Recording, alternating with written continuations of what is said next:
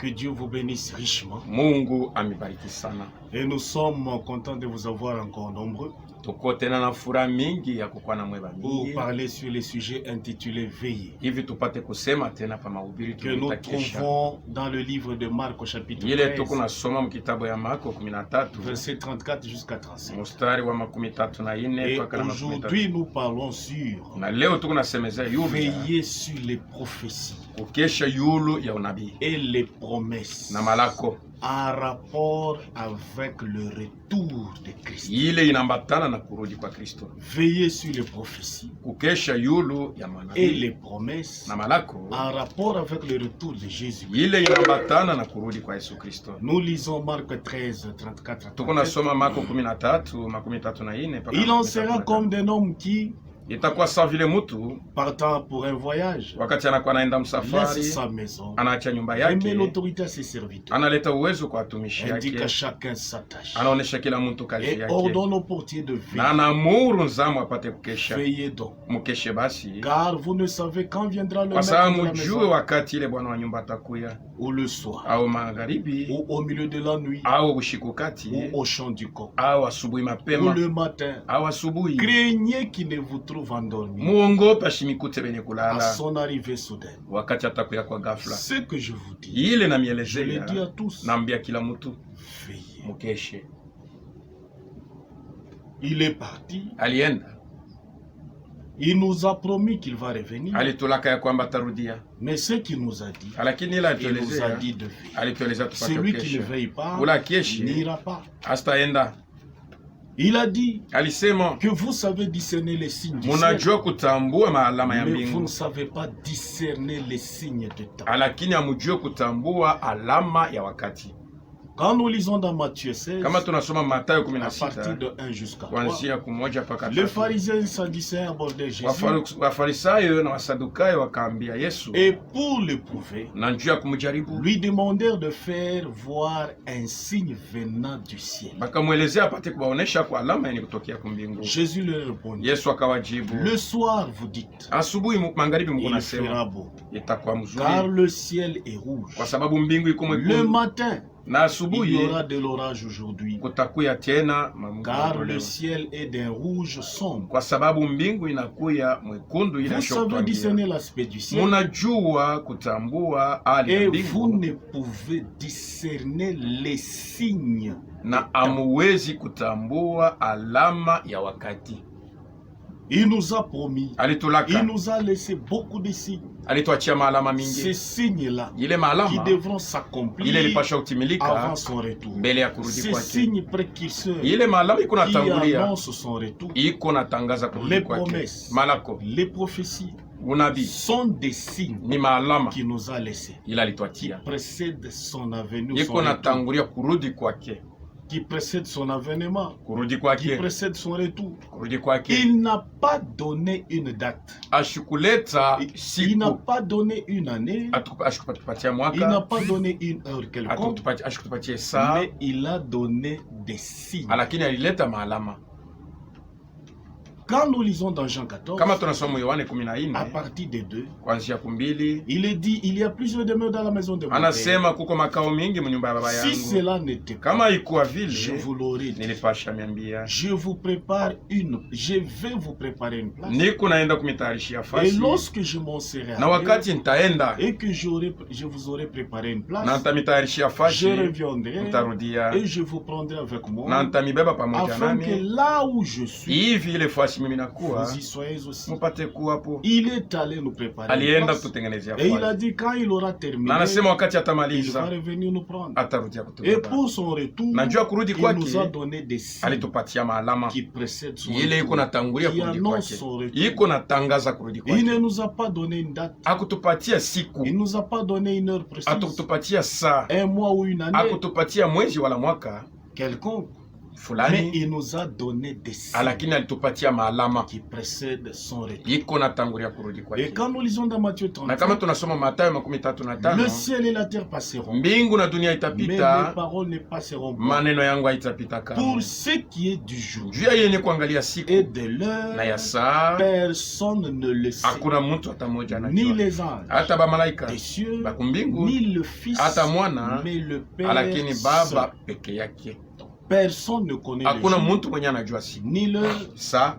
Luc 17, 34. Luka 17:34 Qu'est-ce qu'il a dit? anasema nini? Des deux Bawili femmes qui moudront ensemble, banamke batakuwa na twanga l'une bawili, sera prise moja et atabebwa l'autre na laissée. mwingine Des atabakia. deux hommes qui seront dans un champ, Banaume bawili batakuwa mshamba, l'un sera pris mmoja et l'autre atabebwa laissé. na mwingine atabakia. Il y en a qui vont moudre. Kuko bale batakuwa beko na saka, On ne fait pas cela la nuit, abaifanye usiku, mais le jour. lakini On mchana peut moudre le matin. banawezi kutwanga asubuhi, On peut être dans le champ le matin banawezi kuwa jusqu'au mshamba soir. asubuhi mpaka na magharibi. Mais il y en a qui seront sur les lits, Kuko bale batakuwa benye kulala, l'un sera pris mwingine et atabebwa l'autre na laissé. mwingine atabakia. Il nous est parlé Banatuelezea de la nuit, juu ya il usiku nous est parlé du na matin, na il asubuhi, nous est parlé de banatuambia l'après-midi. juu ya yu wakati. Et qu'est-ce qu'il nous a dit? Nous lisons aussi dans Marc 3, Tuko 35. nasoma tena mu Marko Marc 13, 35. 13 Veillez 35. donc, Mukeshe bashi, car vous ne savez quand viendra le maître de la maison, amujue wakati ile bwana wa nyumba ou atakuya, le soir, au magharibi, ou au milieu de la nuit, au bushiku ou kati, au chant du coq, au asubuhi mapema, ou le matin. au asubuhi. Il nous a laissé seulement les signes.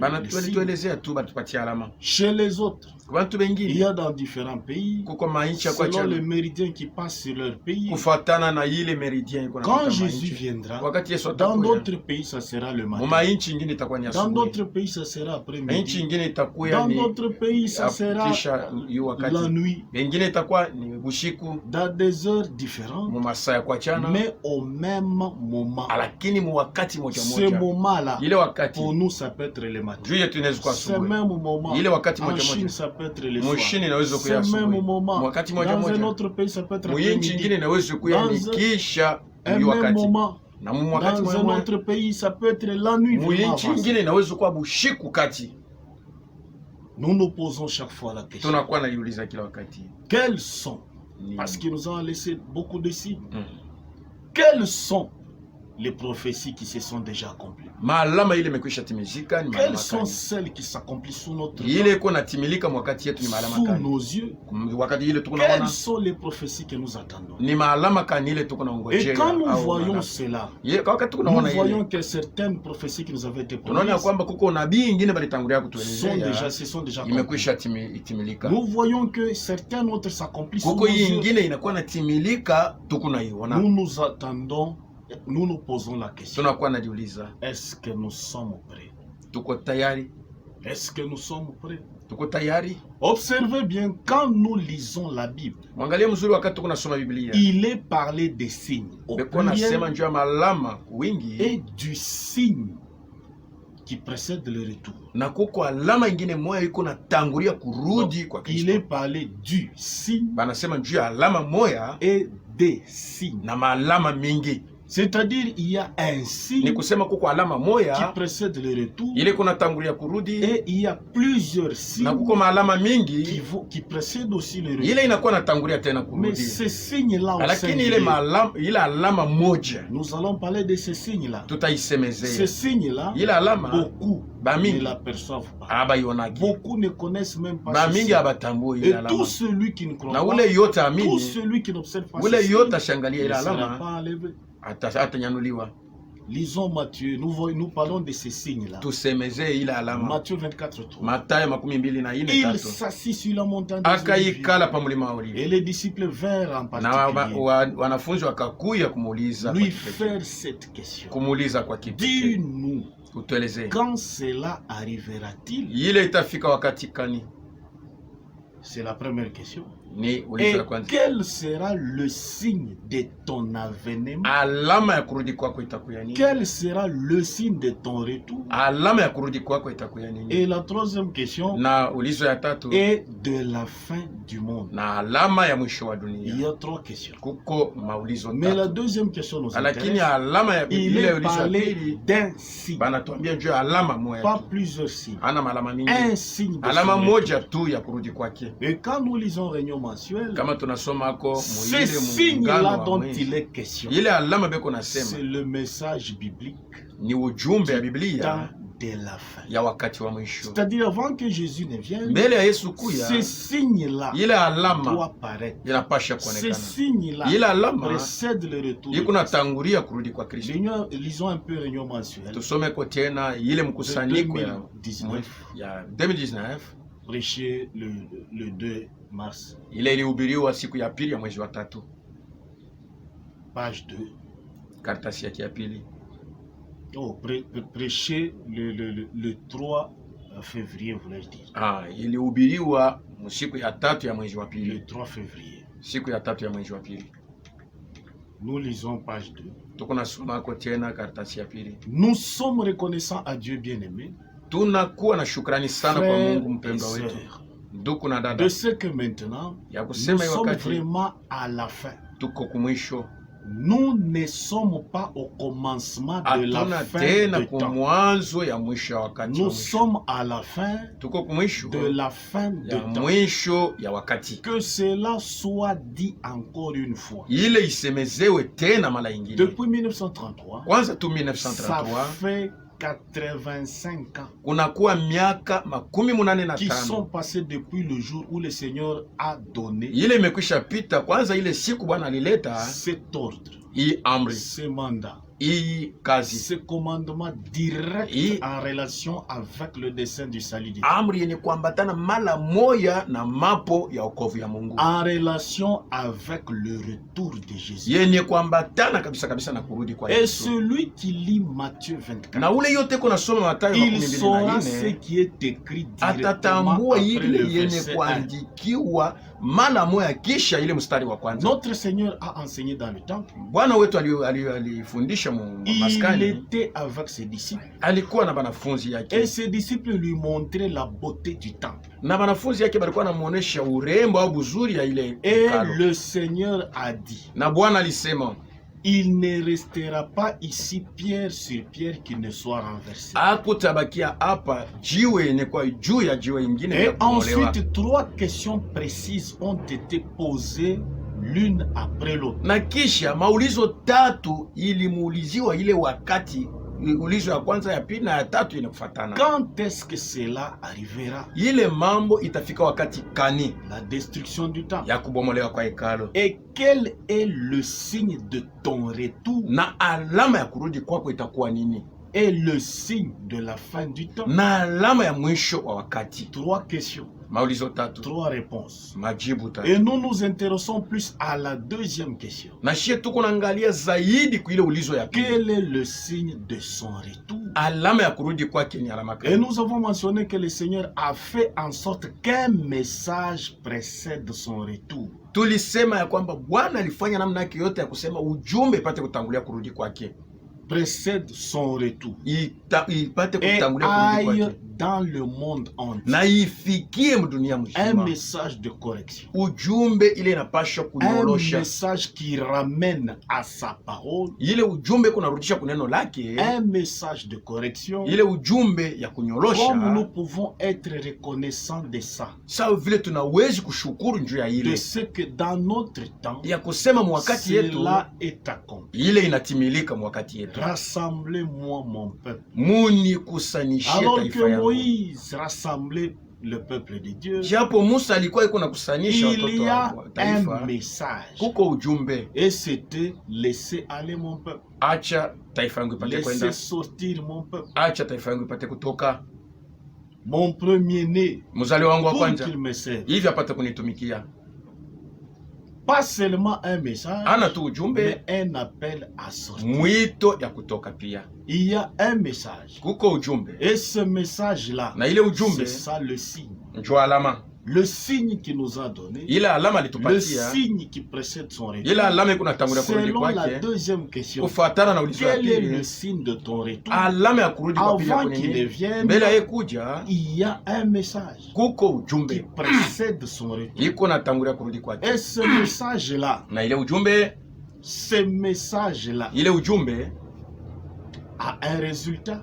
iko na C'est-à-dire matokeo. tous ceux-là qui croient à ces messages, Bale bote banakuwa na mini ile ujumbe, tous ceux-là qui croient à ces messages, bale bote beko na mini ile ujumbe. ce message a un objectif, Ile ujumbe kuna de kikuzio préparer l'épouse. ya kutayarisha bibi harusi. Et l'épouse, ça sera l'épouse parole. Itakuwa ni bibi harusi Parce neno, que le message doit être le message biblique. kwa sababu du temps de la ujumbe fin. inapaswa kuwa ujumbe ya Donc, mubibilia ya c'est wakati ya la mwisho, parole de ni Dieu. kusema ni neno la Mungu. Et quand nous disons la réunion Na mensuelle kama tunasoma kwa tena ile mkusanyiko ya mwezi du 2 janvier 2019, ile ya siku ya pili mwezi wa kwanza à partir 2019, du paragraphe 17, kuanzia kukorasi yake ya 19, c'est seulement pour que iko tunju nous ya soyons éveillés tupate et kuamkishwa savoir que nous devons faire attention. na kujua ya kwamba tunapaswa fanya angalisho, Veillez car notre adversaire le diable rôde. mukeshe kwa sababu adui wetu shetani yeko nazunguka. Ne touchez à rien, Mushiguse kitu kyokyote kenye kwa à kichafu, tous les vents qui soufflent, kwa mpepo yote inakuwa que navuma, nous puissions tous croire shie bote tupate de kuamini tout notre kwa cœur moyo wetu wote, comme c'est écrit sawa vile et imeandikiwa, parvenir à l'unité na de la foi. kufikia kuumoja wa Et imani. nous croyons que Na tunaamini ya le kwamba dernier message ujumbe ya mwisho va comme précurseur du retour de itaenda Christ. sa vile mutangulizi ya kurudi kwa Mais Kristo. il faut Inapashwa qu'il y ait un résultat kukuye qui matokeo sort de ces messages. yenye kutokea mwenye Et ce ujumbe, message doit avoir un résultat. na ile ujumbe inapasha kuwa na Et le matokeo, résultat, na ile matokeo c'est l'épouse. ni bibi harusi, L'épouse parole. bibi harusi neno, L'épouse de l'agneau. bibi harusi wa Lavée mwanakondo, dans le sang de mwenye l'agneau. kusafishwa mdamu ya mwanakondo, Sanctifié mwenye dans kutakaswa la parole de Dieu. muneno la Mungu. Il faut que ce message biblique, Inapasha ujumbe ya qui Biblia est le signe du temps de yenye la fin, kwa alama ya wakati ya le mwisho, signe qui précède le retour de alama Christ, iko natangulia kurudi kwa Kristo, soit premièrement prêché. ipate kubiriwa mbele Car yake, il avait été dit au prophète kwa sababu aliambia en kanabii 1933, mu 1933 comme Jean-Baptiste a été envoyé saa vile Yohana Mbatiza comme alitumiwa, précurseur de ma première saa vile venue, mutangulizi wa kuja il t'a kwangu, été donné un bali message kupatia qui ujumbe préparera ma seconde venue. ile itatayarisha kurudi Ce kwangu. n'est pas l'homme Branham qui Haina mtu prépare, Branham iko mais natayarisha, le message. lakini ujumbe Disons, vous trouverez ça dans plusieurs prédications. mutaisoma ile mahubiri ya Mais nous mingi. nous lisons dans la prédication questions et réponses. Shi tuko nasoma mahubiri ulizo prêchée na en majibu 1961, ile balihubiri à partir du 1961 paragraphe kwanzia korasi 384. yake ya 384. Écoutez, frère, Mushikie je banduku, vous adjure devant Seigneur, na devant Christ, na mia pia mbele ya vous Kristo devez garder le silence munapashe kuikala kimya sur ce que je vais dire ici. pa hii mambo mina Mais napenda si kusema. vous étiez spirituel, Kama mulikuwa bakiro, vous comprendriez. mulipashe kuelewa ya Voyez. kwamba, unaona, Ne savez-vous pas amujue kwamba quelle est la toute première chose qu'il a dite kitu ya kwanza kenye alisema nini là-bas à la rivière? kule kumtoni? Ne vous souvenez-vous pas de ça, Amukumbuke ile de ce maneno qu'il a dit? ya ile alisema, Comme Jean-Baptiste sawa vile Yohana a Mbatiza été envoyé comme précurseur alitumiwa sawa vile de ma mtangulizi première venue, wa kurudi kwa de la kuja première kwangu venue kwa de kwanza, kuja kwa kwanza kwa Kristo. ton message, Ujumbe yako c'est le message ni ujumbe qui sera précurseur de, itatangulia de la seconde venue de Christ. kurudi kwa Kristo. C'est ce qu'a dit l'ange du Seigneur. Ndio kile malaika wa Bwana alisema, Donc le signe là, ila alama qui doit inapasha précéder le retour de Christ, kutangulia kurudi kwa Kristo, qui est le message du temps de la yenye fin, kwa ujumbe wa wakati wa qui est mwisho, le message biblique du temps de la fin. yenye kwa ujumbe wa Biblia wa wakati Ce wa mwisho. message doit premièrement Ile ujumbe inapasha mbele ya être yote prêché, kuhubiriwa, puis le retour viendra na kisha kurudi après. kutatimilika. Mais les gens ne se rendent pas Na compte bantu abatambue que ile le signe ya kwamba alama que Dieu a promis, ile Mungu qui alilaka précède le retour, iko natangulia kurudi kwa Kristo, et ce message ni ujumbe qui hii doit être apporté au ile monde entier. inapashwa kuhubiriwa kudunia mzima. Alors, kisha Jésus viendra. Yesu atakuya. Si ce message n'est pas apporté au monde Kama hii entier, ujumba iletie dunia Jésus ne mzima, vient pas. Yesu atakuya. Quand nous lisons d'Actes 3, Kama 19, tunasoma mu Matendo 3 répentez-vous, 19, donc convertissez-vous, mutubu na mugeuke pour que vos péchés soient effacés, hivi mazambi yenu ipate kufutwa, afin que de temps de rafraîchissement hivi wakati vienne ya de la mzuri part du ipate Seigneur, kuya kutokea kwa et qu'il Bwana, envoie celui na mitumie qui ule vous a été destiné, alimetayarishiwa Jésus-Christ, Yesu Kristo. que le ciel doit recevoir Ule mbingu inapasha kuchunga jusqu'au temps de mpaka na rétablissement wakati ya de kurudisha toutes choses vitu vyote dont Dieu a parlé anciennement ile Mungu alisema wakati par ya la kale bouche de ses saints prophètes. kupitia kinywa ya manabii yake Et quand takatifu. nous lisons Matthieu 24 et Na kama 14, tunasoma Mathayo Cette 24:14, hii habari du njema royaume sera prêché dans le monde ya ufalme itahubiriwa mdunia mzima pour servir de témoin juu ya à kushuhudia toutes les nations, kwa mataifa yote, alors na kisha viendra la fin. mwisho Donc itakuya. d'abord, Mbele ya yote, la bonne nouvelle du royaume habari njema ya doit ufalme être prêchée inapaswa kuhubiriwa partout fashi yote pour servir juu ipate de témoignage. ipate kuwa sawa vile Et ushuhuda. quand nous voyons Apocalypse 14, Kama 6, tunaona tena Ufunuo j'ai 14:6, vu un autre ange nikaona malaika mwingine qui volait par les milieux du ciel, ule alikuwa iko na luka kwa katikati ya ayant un mbingu, évangile éternel mwenye kuwa na injili ya milele pour l'annoncer juu apate aux kuitangaza habitants de la terre, wabakaji hapa à dunia, toute nation, kwa nchi à yote, toute tribu, kwa kila toute la- kabila, kwa kila lugha à tout peuple. na kwa taifa yote.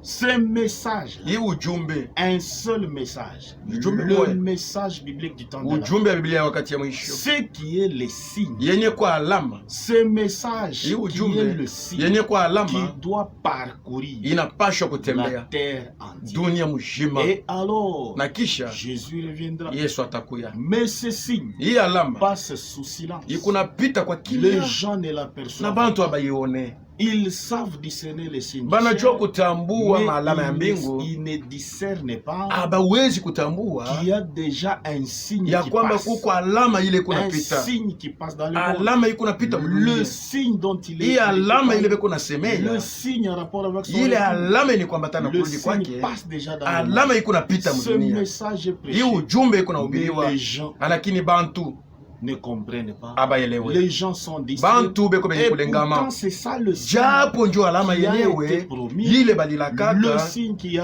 été alama promis ile en balilaka rapport avec le yenye retour. kuambatana na kurudi kwa Yesu. Quand nous voyons ce message Kama tunaona hii ujumbe être apporté dans le beko monde na iko entier, nahubiriwa mdunia mzima, nous savons que tunajua kwamba le retour du Seigneur kurudi kwa n'est Bwana pas loin. hakuna tena mbali, Car cela nous kwa montre sababu ile inatuonesha qu'il est à la porte. ya kwamba iko kumlango. Des évangélistes. Il y Bapasha a habari njema, cet évangile du royaume kuko ujumbe hii est ya ufalme annoncé dans le monde iko nahubiriwa par mdunia des prédicateurs kwa bahubiri qui voyagent ça et là beko nafanya masafari dans kuna kule divers pays. muma inchi ya kwa Cet chana. évangile est Hii annoncé à la radio, ujumbe iko à nahubiriwa la kwa télévision, radio, à kwa l'internet. television, kwa internet. Cet évangile est annoncé Hii ujumbe iko sur les nahubiriwa réseaux sociaux, kuma rezo sur sociaux, Facebook, kama WhatsApp, Facebook, WhatsApp, YouTube. pa YouTube, Et aujourd'hui, na leo n'importe où hata fashi au kani monde là que vous mudunia mshima fashi nazokuwa vous êtes capable de suivre. uko mwenye kustahili C'est kufuata signe. hii Vous alama, êtes capable uko de mwenye kustahili, suivre ces messages. hauko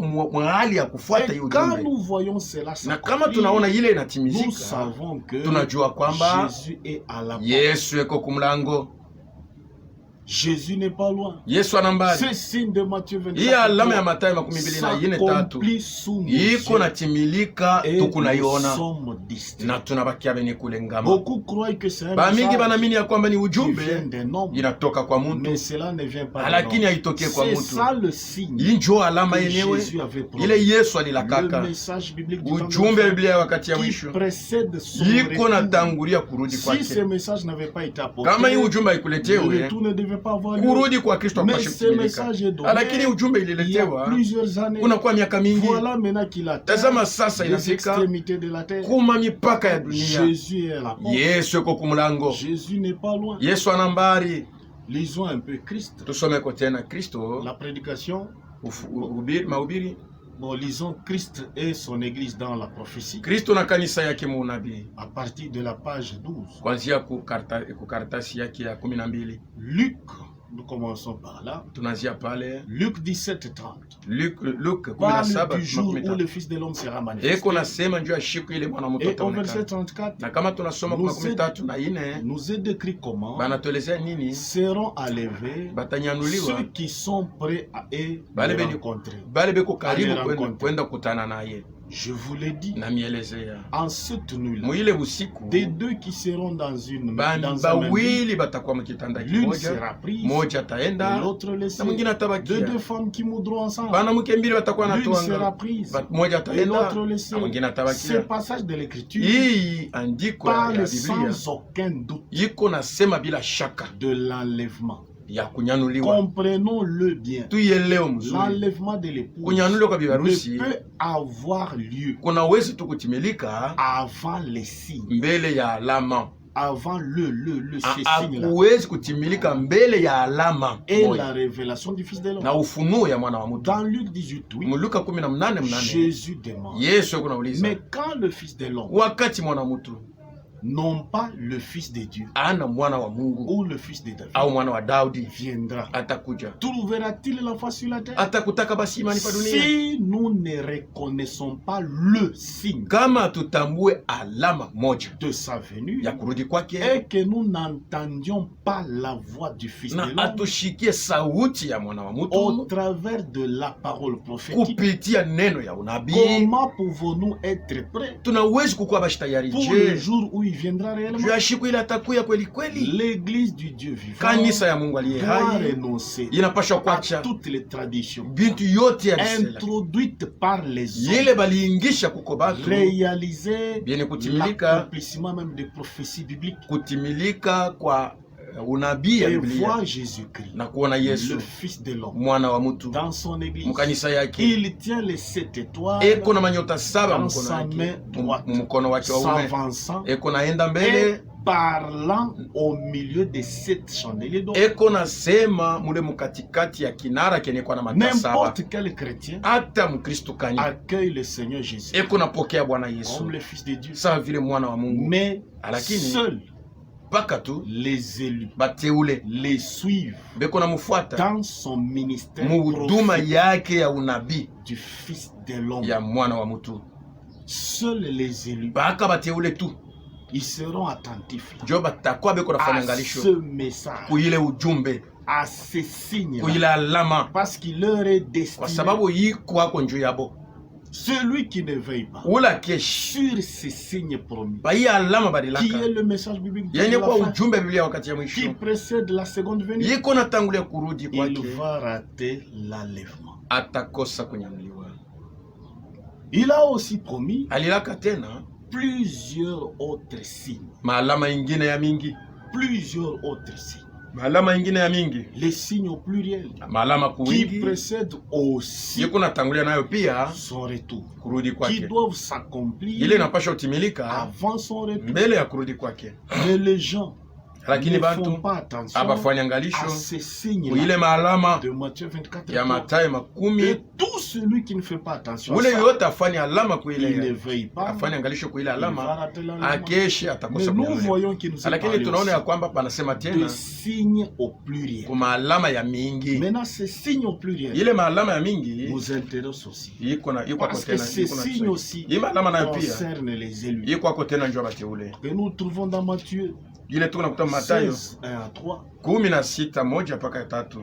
Les pharisiens et Wafarisayo les sadducéens abordaient na Jésus Wasadukayo wakamchofea Yesu pour l'éprouver njo wapate, Et lui wanamuuliza na demander kumjaribu na kumuuliza de leur faire voir un signe venant du ciel. apate kuwaonesha kwa alama yenye kutoka Jésus leur mbinguni. répondit, Yesu akawajibu, le soir, vous magharibi dites il fera beau, Mungu nasema itakuwa car magharibi le mzuri, ciel est rouge. kwa sababu mbingu iko Le mwekundu matin, na il y a asubuhi de l'orage aujourd'hui, kutakuwa tena car le mande, ciel est d'un rouge kwa sombre. mbingu mbingu iko ya Vous mwekundu savez ashokupangia. discerner l'aspect du ciel. Munajua Et kutambua hali ya vous ne mbingu, pouvez discerner les signes. de temps. lakini hamuwezi kutambua alama moja ya wakati, Les signes. maalama ya wakati ya mwisho. Là, il est parlé de plusieurs Hapa signes banasema juu ya maalama ya wakati ya du mwisho, temps de la fin. ya wakati wa mwisho. Et nous lisons 2 Pierre Na 1, tunasoma Petero wa pili 19.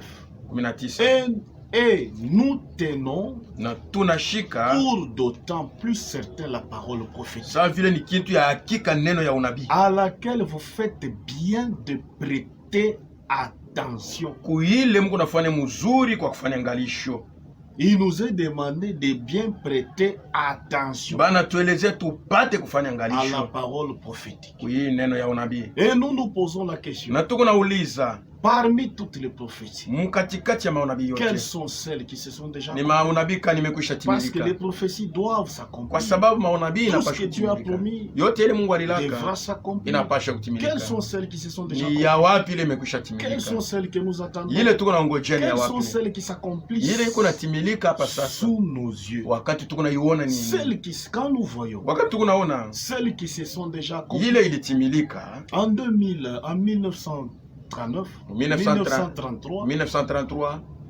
Dieu avait montré des visions à notre Mungu frère alionyeshaka ono kwa ndugu yetu Branham, Branham. où il y avait 7 visions qui se succédaient. Kule kulikuwa maono saba ilikuwa Parmi ces nafuatana. 7 visions, Mule mkunja quelles sont maono celles saba qui se sont déjà ile accomplies? ilitimilika ni ya Quelles wapi? sont celles qui ne se sont Ile pas encore hayatimilika ni accomplies ya wapi? que vous allez trouver Ile mtakuta dans, dans la prédication, mu mahubiri l'âge de la Odyssée? kizazi cha Laodikia. Quelles sont celles qui se sont déjà accomplies Ile imekwisha timilika ni ya parmi wapi? les 7? Mule Et quand il mkatikati ya était maono. vivant sur la terre, Wakati alikuwa hai pa dunia, 5 d'entre elles kuko maono tano ya s'étaient ile saba déjà accomplies. ilikuwa imekwisha timilika. Il était parlé de Mussolini Balisema juu ya Mussolini, qui devait envahir l'Éthiopie. ule alipasha kwenda kubamba Ethiopia.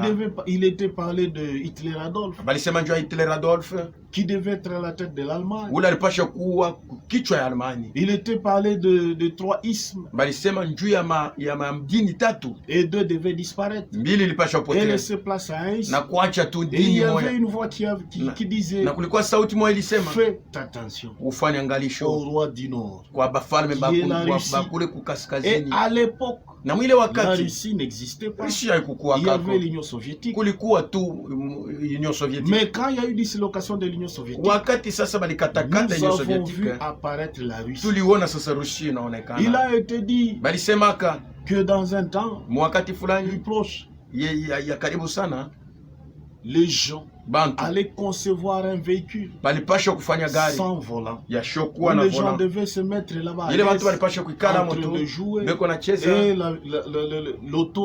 le véhicule devait se na gari iko naenda conduire. yo yenyewe. Il avait été dit aussi Balisemaka que tena les femmes devaient se déshabiller, banamuke balipasha kubakia que les bunji femmes devaient avoir le droit de prêcher, na de banamuke balipasha voter. kukuwa na halali ya kuchakula, Les femmes devaient avoir le droit de voter. balipasha kuwa na halali ya kuchakula. Il était parlé aussi Balisemaka tena de la femme, juu ya d'une mwanamke beauté extraordinaire. mwenye kwa murembo kupita. Il était aussi parlé Balisema tena aussi des États-Unis, juu ya qui ya devaient Amerika disparaître de la carte. ile pasha kupotea Parmi pa toutes kati. ces prophéties, Mwile maalama yote quelles sont celles qui se sont déjà accomplies? ni alama kani ile Quand imekwisha il timilika. était sur la terre, Wakati alikuwa hapa dunia jusqu'en 65, mpaka na 65 5 d'entre elles, C'était déjà maono accompli. tano ya Il mwili saba restait ilitimilika, deux. kulibakia mbili que nous devrions attendre. ile tulikuwa na Maintenant, ngojea. parmi les deux, Katikati ya ile mbili quelle est celle qui s'est déjà accomplie? ile inatimilika ni ya wapi? Il lui avait été aussi montré Balimwoneshaka tena l'avènement de Los Angeles. kile kitafikia Los Un Angeles, jour, Los Angeles serait englouti, ya kwamba Los Angeles siku moja atatumbukizwa. dont il a parlé le 29 avril Ile alisema le 29 avril 1965. 1965. Un jour, l'Esprit du Seigneur vint sur cet Siku homme moja roho ya Mungu ikakuwa yule yake, et les contraignit à prononcer les jugements sur cette ikamsukuma apate kusema côte hukumu juu ya ouest dunia. des États-Unis. Ya ile ngambo ya Celui qui magharibi écoute ces prédications ule enregistrées kona shikia ima sur ubiri bande ressent immédiatement pamikabe kona shikia mara moya combien l'Esprit de Dieu mara ngapi roho ya Mungu avait saisi cet homme ilishika huyu mtu qui juste là ye paka na hapa avait annoncé alitangaza la grâce neema et seulement pratiquer l'amour. na kukuwa na Et qui mapendo. devait maintenant annoncer les jugements? Ni nani alipasha kutangaza ile Cela se hukumu? passa le 29 avril 1965. Ilifanyikaka le 29 avril Lorsque 1965. lors d'une de ses dernières prédications prononcées wakati ile ya moja ya mahubiri yake à ya Los mwisho Angeles. alihubiriaka ku Los Il Angeles, parlait de cela dans le choix d'une épouse. anasemezea yo mu Il se chakula bibi référera harusi. plus tard à cet événement Akaangalia kiisha hii dans mambo d'autres mu prédications. mahubiri ingine, Être honteux de lui. kuwa na haya yake. Prêché le 11 juillet Ile 65 ilihubiriwa le 11 et juillet 65 l'enlèvement na qui kunyanuliwa, prononça juste 20 jours avant sa mort. ila alisemaka mashiku 12 mbele ya yekufa. Et le 17 décembre 64, Na siku ya 17 ya il mwezi wa avait 12 déjà 1964 prédit. alitangulia kusema Le 17 décembre 64, siku ya il 17 mwezi wa avait déjà 12 prédit 1964 ce qui alisemaka suit dans la iko prédication. nafuata mahubiri. Qui dites-vous qu'est-ce que ceci? Unasema sema hii ni nini?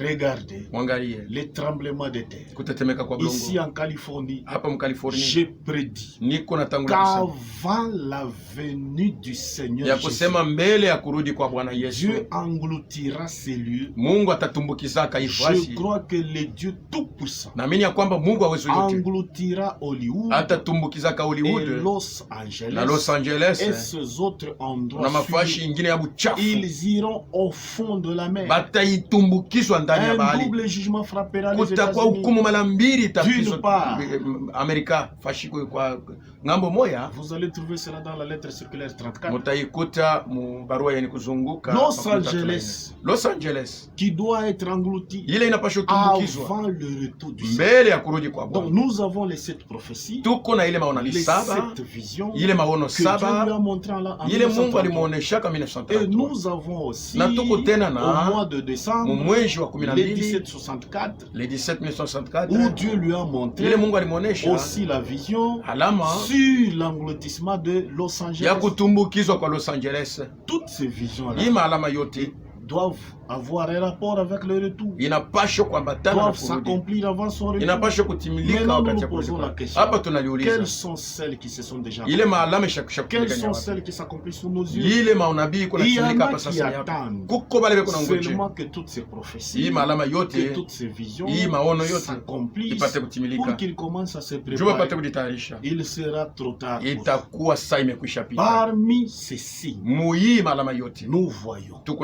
Nous voyons aussi Israël tunaona tena Israeli qui devait être chassé de son pays ule balipasha kufukuza mwinchi en yake l'an 70. mu mwaka wa Et 17 plusieurs années plus na tard, miaka mingi kisha Israël devait retourner dans Israeli la alipasha patrie. kurudia mwinchi yake. Et quand nous lisons Matthieu 24, Kama tunasoma Mathayo 24 Jésus. Yesu comme anasema Jésus s'en allait sawa vile Yesu alikuwa au anaenda, sortir du temple, wakati alikuwa anatoka mwekalo, ses disciples s'approchèrent, wanafunzi yake bakamkaribia lui en faire remarquer les constructions. na bakaanza kumuonesha ile majengo ya Mais il hekalo, leur dit, akabaelezea, voyez-vous munaona hii tout hekalo cela? yote, Je vous l'ai dit en na vérité, mielezea kweli il kweli, ne restera ici hakutabakia hapa pierre sur pierre, jiwe yenye kwa juu ya qui jiwe ne soit ingine, renversé. ile Il abatabomola. a dit cela, Alisema ile que la démolition devait avoir ya lieu. kwamba alipasha kubomola ile Mais hekalo yote, après, il a parlé aussi lakini alisema tena du retour d'Israël. juu ya kurudi kwa Et Israeli. quand vous lisez Matthieu 24, Kama unasoma Mathayo quand vous 24, continuez, kama il unaendelea, dit que celui qui sera sur la toiture wanasema ule atakuwa yule ya nyumba puisse partir aende et ne plus retourner. ashirudi tena Et nyumba. cette prophétie Na hii se unabii réalisant en l'an 70, ilitimilika quand mu le mwaka général wa 17, romain Titus, wakati ule jemadari wa c'est en Kuroma l'an Titus, 70 mu mwaka wa que cela 17 s'est réalisé. ndio ilitimilika. Titus est venu Titus alikuwa avec son armée, alikuwa na jeshi ils yake, ont envahi balizunguka et le peuple a été amené en na déportation. taifa ilienda mu butumwa, Le temple a été démoli. balibomola ile Mais hekalo, il avait promis lakini que alilakaka cet arbre-là, ya kwamba ile ce muchi figuier ile qui muchi a été coupé, ile balikataka qui devrait être coupé ile balipashwa en l'an kata 70, mu mwaka wa devrait 17 bourgeonner, ilipashwa tena devrait kuchipuka, encore pousser. ilipashwa Et nous kuchipuka trouvons tena, cela na dans tunaikuta Matthieu 24. mu Mathayo 24 Instruisez-vous par une comparaison. mupate directe. kujifunza kwa kufananishwa Dès que mtini. ces feuilles deviennent tendres Wakati majani yake inakuwa et que mzuri les feuilles poussent, na majani vous inatoka, connaissez savez que l'été est proche. Mupate kujua kwamba wakati ya Il kivukutu nous a inakuwa. parlé de la destruction. Alituelezea njoo La kubomolewa kwa destruction a hekalu. eu lieu. Kubomolewa Il nous a kulitimilika. parlé, il Alituelezea, nous a dit que alituelezea tena Israël Israeli devait bourgeoyer. alipashwa tena Et kuchipuka. voilà, depuis Na 1946, kwanza 1946 Israël est dans son pays. Israeli comme nchi Et yake. depuis 1948, Na 1948 Israël est reconnu Israeli banisha comme kutambua un pays. sawa à vile part. nchi.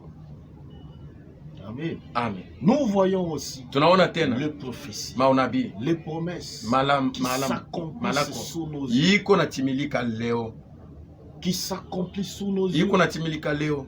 Il nous est parlé de faux prophètes. Bali tueleza njoo banabii Il babongo, nous est parlé de faux docteurs. bali tuambia njoo balimu Il nous est babongo, parlé de faux oins. bana tueleza njoo bapakali wa Prenons babongo. d'abord le faux prophète et le faux Tusome oins. ko tena banabii babongo na bapakali wa babongo. Quand nous lisons la Bible, Kama tunasoma nous Biblia voyons qu'au commencement était la parole. tuliona ya kwamba kumwanzo kulikuwa ni neno, Avant tout, mbele ya yote la prédication, ni mahubiri ya neno, la voie par excellence, ile njia mzuri sana par laquelle Dieu kupitia parle à son yayo peuple. Mungu yuko nasema na taifa La yake. prédication est la voie par excellence Mahubiri ni namna moja mzuri sana que Dieu utilise pour parler ile à son Mungu yuko peuple. natumia njoo ya kusema na taifa Les yake. gens sont sauvés Bantu beko pas naokolewa par la prophétie, ana kupitia mais unabii, par la prédication lakini de la kwa parole. mahubiri ya kazi ya Nous msalaba. voyons les prophètes, Tuko naona manabii ils ont prêché. balihubiri. Mais pourquoi aujourd'hui Jua nini leo nous avons des prophètes tuko tena na qui ne manabii donnent que des prophéties bali kunaleta paka tu du début à unabii. la fin? Kwanza Et mwanzo les mpaka gens qui mwisho. ne comprennent Bantu pas abaelewe vont toujours vers ces beko prophètes. naenda kuko bale banabii Voilà un peu babongo. ce qui est arrivé à Tuone Jean. ko ile ilifikia Yohane. Quand nous lisons Matthieu, Kama tunasoma Mathayo nous allons voir Jean était tutaona ya prophète. kwamba Yohana alikuwa Est-ce nabii. qu'il prophétisait à tout moment? Alikuwa yuko na tabiri tu kila wakati. Matthieu 3:1 à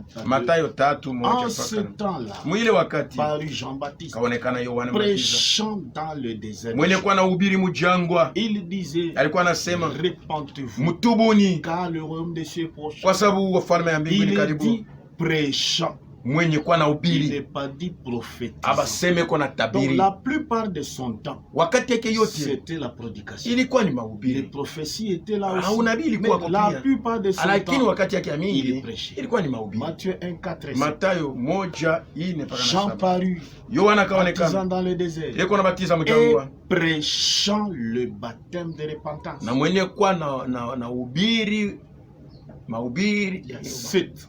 Il Saba. prêchait, Alikuwa na ubiri disant, mwenye kuwa il anasema vient après moi, kuna kwa kisha celui mimi qui est plus puissant. ule kwa uwezo kunishinda. Quand nous lisons aussi dans Luc 3:3, Kama tunasoma Luka tena 3:3, et il alla dans tous les déserts, alikuwa anaenda mjangwa dans mote tous les pays des environs muma inchi yote ya kando du kando Jourdain, ya Yordani, prêchant le baptême de repentance mwenye kuwa na ubiri ubatizo ya kutubu pour la rémission des péchés. juu ya ondoleo ya zambi ya Il usamehe ya zambi. prêchait Alikuwa na ubiri selon ce qui est écrit kufatana ile dans le imeandikiwa livre des paroles d'Ésaïe. mukitabu kya misemo ya Isaya. Il prêchait. Alikuwa na Et ubiri nous voyons aussi Jésus. na tunaona tena Yesu. Jésus qui était aussi Yesu prophète. alikuwa naye nabii. Quand nous lisons, Kama est-ce tunasoma qu'à tout moment, ni wakati il yote était en train de alikuwa na prophétiser? tabiri. Aujourd'hui, les gens Leo bantu vont prier seulement beko naenda kuomba là tu qu'il y a des prophéties. fashile na kwa Là qu'il n'y a pas de kutabiri. prophétie, Fashila ils batabiri croient que ce ne sont pas les serviteurs de banamini ya Dieu. kwamba ana batumishi ya Ils Mungu. croient que les serviteurs de Dieu Banamini ya kwamba batumishi ya doivent Mungu commencer à prophétiser, banapashwa doivent kutabiri, commencer à banapashwa prophétiser. kutabiri. Le salut Wokovu vient de ce qu'on a. iko natoka ile Le kunashikia. salut Wokovu vient de la prédication. inatokea kuneno Voyons mahubiri. Jésus, Tuone Yesu. lui qui est un prophète. Yeye mwenye kuwa nabii. Est-ce qu'il prophétisa Ni tout kusema alikuwa anatabiri wakati yote. Matthieu 83. Mathayo 4:13. Jésus parcourait toute la Galilée, Yesu alikuwa anaenda Mgalilaya yote. enseignant dans les synagogues, Mwenye kuwa anafundisha masinagogi. prêchant la bonne nouvelle du royaume. Akihubiri habari Il n'est pas njema. dit prophétisant. Anasema kuna tabiri. Matthieu 9:35. Mathayo 9. Jésus. Que Dieu vous bénisse richement. Mungu amebariki sana. Nous continuons avec notre sujet. Tunaendelea na mahubiri yetu. Veillez sur les prophéties Kukesha yule ya unabii et les promesses en rapport avec le na malako yenye kuambatana na kurudi retour du Seigneur. kwa Bwana. Et nous lisons Luc 17, tuko nasoma Luka à partir 17 de 26 jusqu'à 20. kuanzia 26 Ce mpaka qui arriva du temps de Noé ile ilifika kama wakati ya Noe, arrivera de même au jour du Fils de l'homme. itafika tena wakati ya siku ya mwana Les mtu. hommes mangeaient, Bantu balikuwa nakula buvaient, kunywa, se mariaient balikuwa et naoa, mariaient leurs enfants. balikuwa naosha watoto Jusqu'au yao jour où Noé entra dans mpaka l'arche na siku ile Noe Les aliingia déluges msafina, mvula ikagariga et les ikakuya filles tous périrent. ikawaua wote. Car ce qui arriva du temps de l'autre Ile ilifika kama wakati ya Loti, arrivera pareillement. itafika sawasawa. Les hommes mangeaient, Bantu balikuwa nakula buvaient, na kunywa achetaient, na kuuza, vendaient, kuzisha, plantaient, panda, bâtissaient. kujenga. Mais le jour où l'autre sortit de Lakini Sodome, ile siku Loti alitoka Msodoma, une pluie de feu et de soufre tomba du ciel kiberiti ikatoka mbingu et les fit tous périr. ikawaua wote.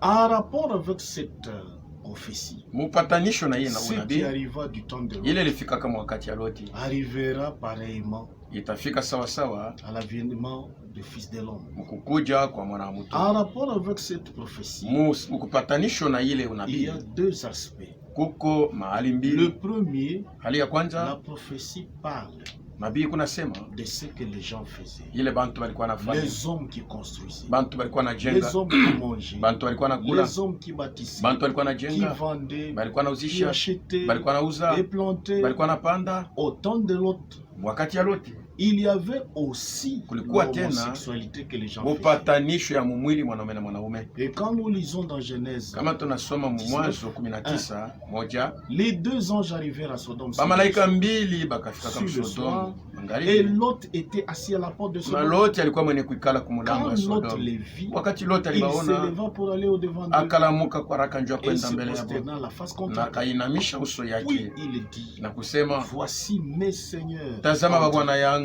je vous mwingie prie, na misi dans la maison de votre Seigneur, munyumba ya et mtumishi wenu, passez-y la nuit, na mupatie kulalamo, lavez-vous les pieds, muoshe et mikono vous yenu, vous leverez de bon matin, na mtalamuka tena et asubuhi vous mapema, poursuivrez votre route. mutaendelesha safari Non, yenu. répondit-il, Hapana, bakajibu nous vile, passerons la nuit dans la tutalala rue. nje mbarabara. Mais l'autre les pressa. Lakini Loti Tellement akawakazia qu'ils vinrent chez lui mpaka na pale walifika kwake et entrèrent dans la maison. na kuingia mnyumba Il leur yake, donna un festin et akawapatia il fit karamu cuire de pain na kuchoma mikate sans levain. bila chacho. Ils mangeaient Wakakula, et ils n'étaient pas encore couchés. balikuwa bado balala, Ils n'étaient pas encore couchés balikuwa bado que balala. les hommes de la ville, Wakati watu wa les muji, gens de Sodome, bantu ya Sodoma entrèrent, bakaingia entourèrent la maison, na kuzunguka nyumba, depuis les enfants kuanzia kwa batoto jusqu'aux vieillards. mpaka na bazee.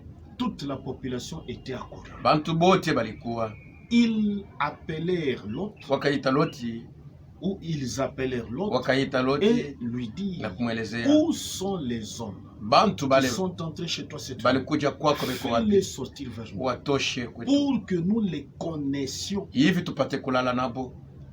Lot sortit Loti akatoka vers eux mbele à yabo l'entrée de la maison et kumulango, ferma la porte derrière lui. akafunga mlango Et nyuma il yake, dit, akasema, mes frères, bandugu je yangu vous prie, na ne misi, faites pas le mal. mushifanye Le mal. mubaya. Voici, Tazama, j'ai deux filles niko na qui babinti n'ont mbili pas connu d'homme. bala Je abayapatana na vous les banaume, laisserai dehors mtamiachia abo et nje, vous leur ferez mutafanya nabo ce qu'il vous plaira. ile itamipendeza, Seulement, ne lakini tu faites rien à ces hommes, mushikosea aba puisqu'ils batu, sont venus kwa sababu à banakuja l'ombre de mon toit. banakuwa chini, banakuwa mnyumba Il y yangu. avait l'homosexualité aussi à cet Kulikuwa âge. upatanisho ya banaume na Les banaume gens mwili, voulaient connaître les autres bantu hommes. balipenda kulala na banaume Mais bengine. aujourd'hui, Leo en plus de l'homosexualité, parce que kushindia ko l'homosexualité tena est là, ile kulala kwa en banaume na plus banaume, de cela, leo tena nous kushindia voyons ile des transgenres, tuko naona bantu biko nageuza mili, les gens qui étaient nés des garçons. bantu balizalikwa À un banaume, moment donné, wakati on fulani enlève les appareils génitaux, banatosha sasa on les mili yabo transforme en filles. ya mwanaume wala mwanamke, La fille banageuza qui est née fille, mwanamke baniguzalika aujourd'hui est mwanamke, transformée, banamutosha mwili ya elle kike, devient garçon. banamupatia Et mwili ya même ume. quand nous suivons sur Hata kama Internet, tunaangalia on kwa ne parle internet plus des deux genres. abaseme tena juu ya Dans bantu le bali temps, on bawili. avait étudié Mu wakati ile le genre tulifundaka masculin, kuko banaume féminin, na banamuke, mais aujourd'hui, lakini il y leo a féminin, kuna kwa il y banamuke a masculin, masculin, banaume il y a le troisième na genre, ile tena qui est le batatu wanakuwa transgenre. benye kwa bakugeuza mili. Il y a des mariages entre femmes et animal. Kuna kuwa tena ndoa katikati ya Entre mwanamke na homme nyama, et un animal. mwanaume na nyama. Nous avons des poupées sexuelles. Tunakuwa tena na mapupi ile watu Mariage wanafanya ya entre kupatana femme naye et mumwili. son fils. Ndoa katikati ya Entre mwanamke na mtoto père et yake, sa fille. baba na mtoto yake mwanamke. Nous voyons qu'il y Tukunaona a des yo poupées sexuelles. kuko tena Nous mapupi ile voyons wanafanya aussi ya kulala des nayo. vélos sexuels Kunakuwa na mankinga tena ya kulala pour nayo les femmes. juu ya Ou banamuke sous la selle, au pale il pakiti y a un trou, banisha kufanya il potundu. y a une planche qui sort, Kuna un kuya mécanisme kitu comme le mekanismo sexe, iko natoka sawa plus vile la mwili ya fille ume. pédale, Wakati mwanamke anakuwa iko natembeza, plus il y a ces dispositifs-là kuna kuya ile qui maneno pénètrent yanafanyika, dans son appareil iko naingia génital. mumwili yake Elle kiti, sent comme si iko nashikia sawa tout ce qui se vile passe yote iko comme si nafanyika elle faisait les sawa rapports, vile alikuwa iko les nafanya vélos tendo sexuels. tendo la ndoa ile kinga ya Au temps de Lot, wakati ya Loti il y avait moins que ça. kulikuwa kwa binti Mais ya chini Dieu ya hivi, a brûlé Sodome. lakini Mungu alichoma Mais Sodoma. que dire aujourd'hui? Sasa tutasema Il y a nini? plus qu'il y a eu Inakuwa zaidi Plus ya que bantu ya ce Sodoma qu'il y a eu kushindia ile ilifanyika au temps Sodoma de Lot. wakati ya Lot. Là, c'est le premier aspect Ile ni de angalisho ya cette kwanza prophétie. ya ile Les unabii. gens buvaient, Bantu walikuwa nakunywa, mangeaient. walikuwa nakula na vyote. Il y a aussi le deuxième aspect Kuko tena qui nous hali intéresse. ingine ya pili, kuna Le inakuwa deuxième faida. aspect de cette prophétie Ile hali ingine ya hiyo qui unabii semble être plus yenye ignorée, kuwa ile bantu qui banasabu sana, semble passer ile inaperçue inaikuwa nakuwa napita bantu bila pour kuitambua beaucoup de gens. juu ya bantu Ce mingi. deuxième aspect Ile hali ya et pili ce que nous lisons, ndio ile tunasoma, nous allons lire d'abord tutasoma mbele. le livre Impact, page 6, Ile kitabu ya uvuto, Impact de la révélation.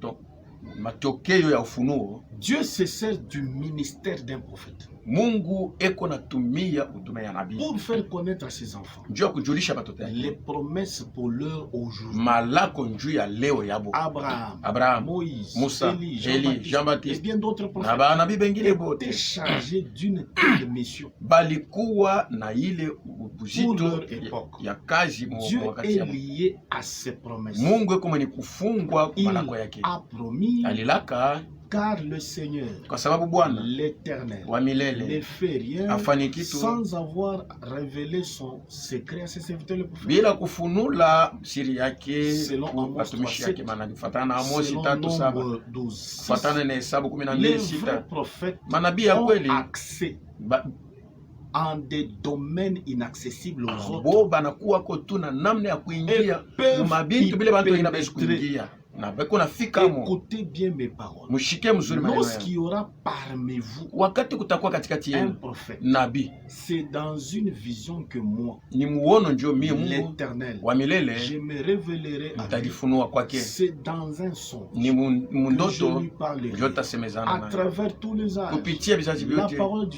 Neno Seigneur ya Bwana concerne son plan ikwako njuu ya mapo yake de rédemption ya wokovu. est parvenu concernant plutôt la parole du Seigneur Neno ya milele ya Bwana concernant son plan de rédemption yenye kuangalia mapo ya est ukombozi yake parvenu au prophète principal. inafikia kwa nabii ule Mungu alituma. Dieu a révélé sa parole Mungu alifunula neno à lake son prophète avant les déluges. kwa nabii wake mkubwa Mais mbele Noé ya trouva gharika, grâce aux yeux de lakini l'Éternel. Noe akapata Et neema Dieu mbele ya dit milele, à Noé, na Mungu akaambia Noe, fais-toi une hache. upate kufanya Voici safina, comment tu la feras. tazama namna utaifanya. Les activités de Noé Makazi ya Noe paraissaient bien étranges aux yeux des ilikuwa gens. naonekana ya kigeni kwa Il macho ya fut watu, incompris, aba kumuelewaka, moqué, balimuchekelea, exposé, balimutukana, orisé, balimucheka. mais il agit selon l'autorité de la Alikali parole kwa natenda fatana qui weza s'est neno fait connaître à lui. ile Dieu ilimufunguliwa kwake. avait décidé Mungu de alibeba mpango mettre fin à toute chair. ya kuua, Parce que la Mwili wake. descendance bénie des Seth kwa sababu ile uzao yenye s'était kubarikiwa ya mêlée à Sete celle de Caïn. ilichangana na ile ya Dieu Kaina. regretta d'avoir fait Mungu Le akahuzunika jugement juu, tomba. lakini hukumu le ikaanguka. plus grand mélange ile mchanga ya de tout nguvu le temps ya wakati yote a lieu ilifanyika et arrive à son point qu'il na inafika sasa maintenant mwisho yake au leo Conseil mondial des églises. kuile C'est shauri ya juste avant dunia mzima ya que makanisa la porte ne se ferme mbele ya mlango et kufungiwa que le jugement ne frappe. na hukumu ipate Dieu kupika. a envoyé un puissant Mungu alituma nabii wa uwezo avant l'appel final. mbele ya mwito wa mwisho, Sortez du milieu d'elle, mon peuple, mutoke katikati yako taifa afin que vous yangu, ne participez hivi pas mushipate à kushirika ce péché. kuzambi yake. Dieu avait un prophète Mungu alikuwa na nabii moya auquel il confia directement une ule mission alipatiaka mara moya et ikazi un message na ujumbe avant que le jugement mbele ya ne hukumu frappe la terre. ipate kupika En dunia. ce temps-là, Mwile wakati et c'est ce que fit Noé. njo ile Noa Il alifanyaka exécuta tout akatimizaka ce que Dieu avait ordonné. yote ile Mungu alimwelezeaka. Jésus dit Yesu à alisema ses disciples, kwa ce qui wanafunzi arriva yake, de temps de ile Noé ilifika kama wakati ya Noa arrivera de même itafika sawa au sawa jour du Fils de l'homme. mushiku ya mwana wa mutu. De nombreux chrétiens Bakristo bamingi comparent la méchanceté banakuwa de nalinganisha cette ukaidi génération ya ile à kizazi celle de la nôtre. na hii yetu. Mais pour avoir un tableau complet, Juu upate kuiona nous mzuri, ne devons pas seulement concentrer notre regard hatuwezi paka kuangalia tu sur les iniquités ile uovu des incroyants, ya bale bashokwamini, mais plutôt sur les promesses faites aux croyants. lakini pamalako ile banambia Les gens mettaient en question la mission bantu de balikuwa Noé, na katala ile kazi ya du Noe fait qu'il était le seul auquel la parole. kwa sababu ni yeye ndio alikuwa Et la mmoja tu volonté ule de Dieu Mungu, était neno révélée. lake na mapenzi ya Mungu Plusieurs ilifunuliwa. peuvent penser la Ba même mingi chose, banawezi kuwaza kitu moja mais le moja, Seigneur Dieu lakini Bwana Mungu révèle ses secrets eko nafunula à siri ses yake serviteurs, le prophète. kwa manabii yake. Abraham était le prophète de Dieu Abrahamu alikuwa nabii wa au Mungu temps de la destruction de Sodome. mu wakati ya kuharibisha Gomora. Sodoma na Gomora. Plusieurs l'appellent Ba mingi le père de la foi. beko namwita baba Mais il imani. faudrait mettre l'accent sur le fait Ninapashwa kusemea tena pa mambo que kusema sa foi était ancrée dans la parole de Dieu, imani yake ilikuwa tu yenye kushomea pa Promise. neno la Mungu yenye dans kulakiwa les secrets de sa vie. mu siri ya Nous maisha lisons, yake.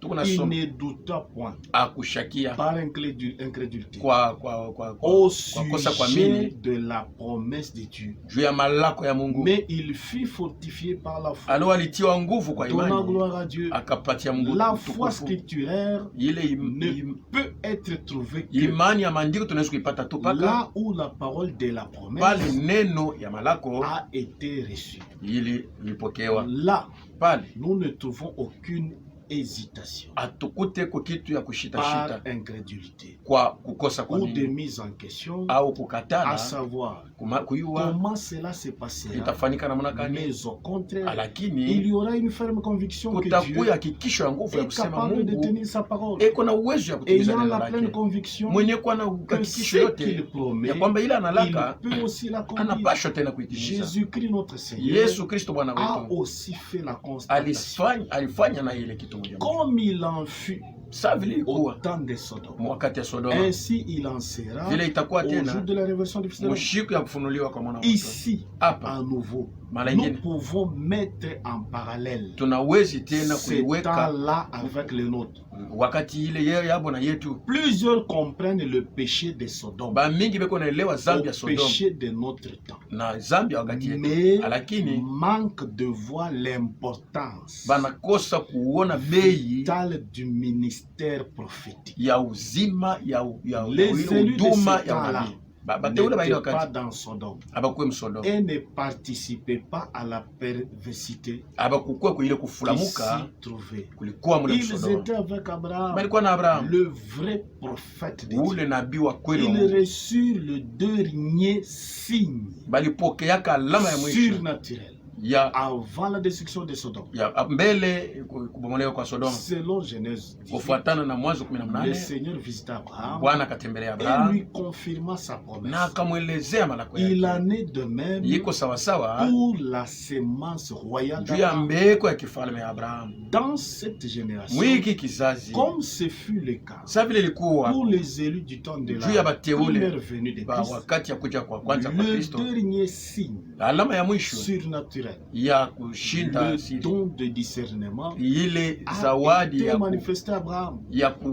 kutambua akili Aux Juifs ilionekana kwa du temps Abrahamu, de Christ kwa Yuda wakati ya Kristo, est répété à nouveau na inatendewa tena mara à la ingine fin de la dispensation wakati ya du mwisho temps des gentils. ya wakati ya watu wa Et quand mataifa. nous voyons, nous avons bien compris. Kama tunaelewa Le mzuri, Seigneur savait Bwana aliua que ce monde hii dunia serait devenu comme Sodome. itakuwa sawa vile Sodoma. Alors il appelle les élus Anaita à bateule wapate sortir. kutoka.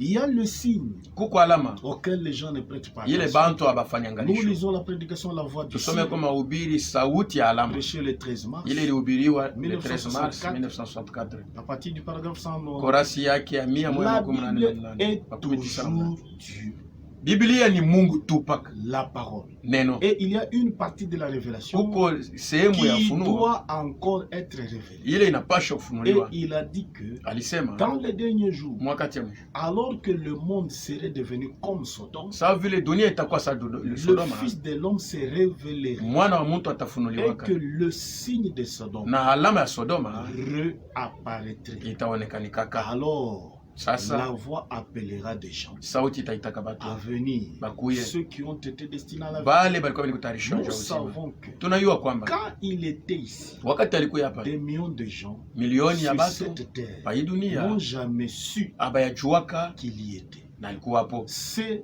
qui n'avaient pas à le voir, à le savoir, bala bakupasha kuitambua. voyez, Munaona, il est venu alikuya à ceux qui avaient été prédestinés à le kwa voir. bale balitayarishwa kumuona. Seigneur Jésus, Bwana Yesu, suffisamment de choses ont été dites, bintu mingi bilisemewa suffisamment de munamna ya choses kutosha, ont été faites. bintu mingi La bilifanyika parole munamna qui a ya été kutosha. promise Ile neno a ilakiwa été manifestée. ilionekana Le Messie, Masia, le Christ de Dieu, mupakali wa en Mungu, cette présence divine, mwii uwepo ya Mungu nous le sentons, tunamshikia, nous le voyons. tukunamuona, Nous savons qu'il a promis ceci. tulijua kwamba lilaka Dans les hii derniers jours, mwakati ya mwisho, ce qui arriva du temps de ile Sodome ilifika mwakati ya Sodoma arrivera de même itafika quand sawasawa le Fils de l'homme wakati mwana wa mtu se révélera. atafunuliwaka. Donc nous voyons, Sema tukunaona, nous savons, tunayua, nous voyons tukunaona le feu moto dans les cieux, mumbingu, les bombes atomiques. Nous masila ya voyons atomiki. les nations complètement pourries. Tunaona mainchi yote Les inaoza, nations qui se disloquent. mainchi kuna Nous katakati voyons que kanakataliwa. Israël est dans sa place. Tunaona kwamba Israeli iko mtaifa Tous les nchi yake. signes Maalama qui ont yote pu être promis ile ililakiwa se sont accomplis. ilitimilika. La prochaine étape, Ile c'est la inafuata venue du ni Fils kukuja kwa mwana promis. unalilakiwa, La venue du Fils promis. kukuja kwa mwana mwenye kwa malako.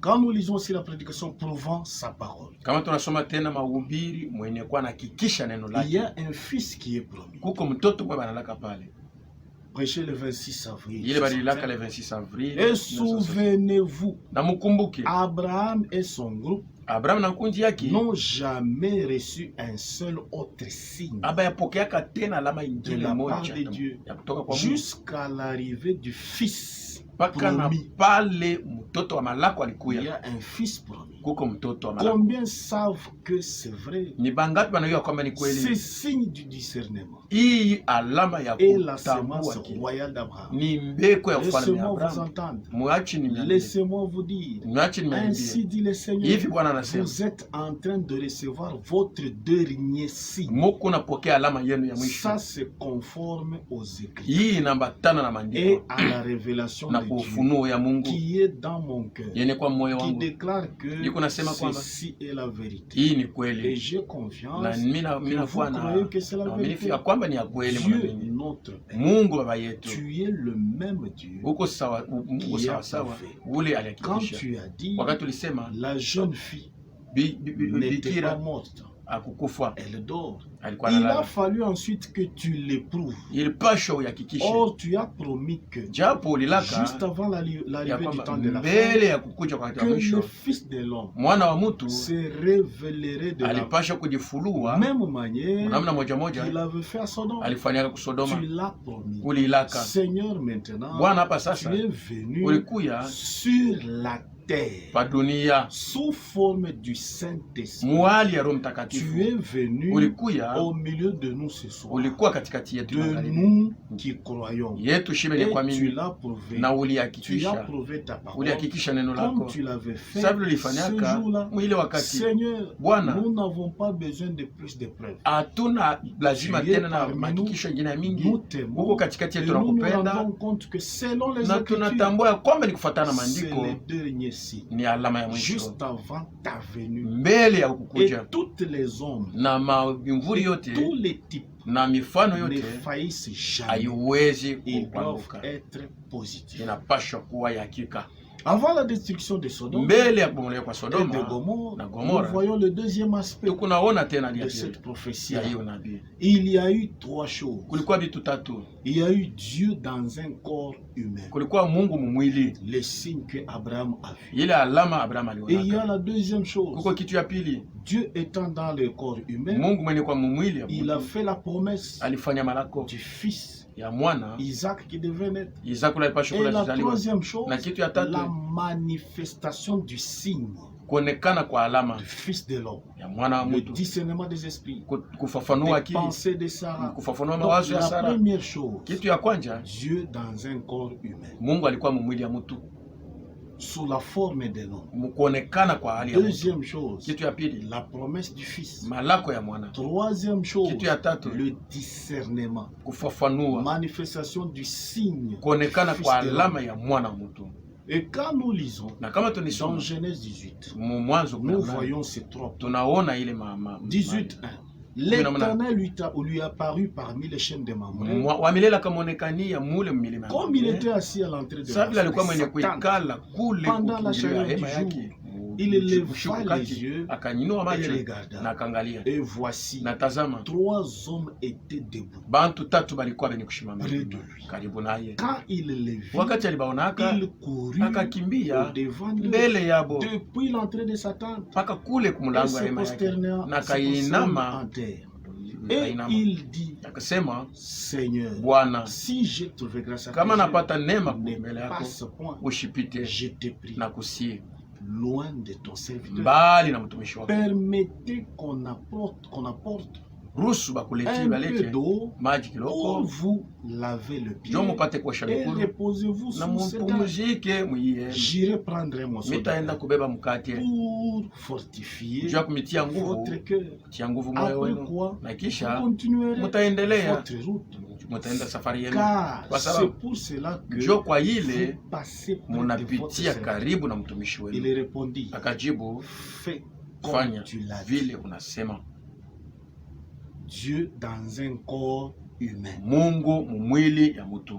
Le deuxième point, Alama ya la pili, promesse du Fils de l'homme. malako ya mwana mtu. Genèse 18:7. Mwanzo 18 Alors, bon, je commence à partir de 9. naanzia kutisa. Alors il lui dit, Kisha wakamwelezea, où est Sarah, Sara ta femme? bibi yako Il répondit, eko wapi? il est Akajibu, là, eko wako dans la tente. mumwema. L'un d'eux, Mmoja wabo akasema, je reviendrai vers toi nitakuya kwako à cette même époque. muhii wakati moja Et moja, voici na tazama Sarah, Sara ta femme, mke wako aura un fils. atakuwa na mtoto. Sarah, Sara écoutez à l'entrée de la alikuwa tente. anashikia Donc, kumulango il y ya a eu la hema, promesse du fils. kulikuwa malako ya mwana.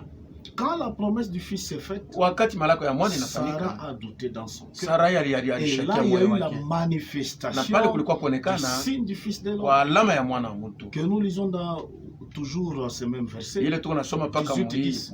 L'un d'eux dit, je reviendrai vers toi mmoja wao akasema à nitakuja cette kwako même époque. muhii Et wakati mwema, voici Sarah, ta na femme, tazama Sara mke aura wako un fils. atakuwa na mtoto. Sarah écoutait Sara alikuwa à anashikia l'intérieur de la tente mule katikati ya qui hema, était derrière lui. ilikuwa nyuma ya ule alikuwa anasema. L'homme qui parlait Mtu ule alikuwa anasema donnait d'eau à la tente. alikuwa shatupia mkongo Mais kwa hema, Sarah écoutait. lakini Sara alikuwa anashikia 11. Abraham Abraham et Sarah na étaient Sara vieux, balikuwa avancés bashazeka, en âge. bashakuwa na Et miaka Sarah ne mingi, pouvait na plus Sara hakuweza espérer tena avoir des enfants. kutumainia kuwa na mtoto. Elle rit Akacheka en ndani elle-même, mwake sans sans que sa voix se soit faite, bila sauti yake kusikilika, elle rit en elle. akacheka moyo Mais wake. l'homme qui donnait Lakini dos mtu ule alikuwa ametupia à la nyuma tente mkongo, en disant, kusema maintenant que je suis vieille, hapa sasa mimi aurais-je nazeka, encore des désirs? mitakuwa tena na Mon nitafurahi ya Seigneur kupatana na aussi Bwana est vieux. na Bwana wangu naye pia anakuseka. L'Éternel dit à Abraham, Wa milele akaambia Abraham, pourquoi donc ta femme,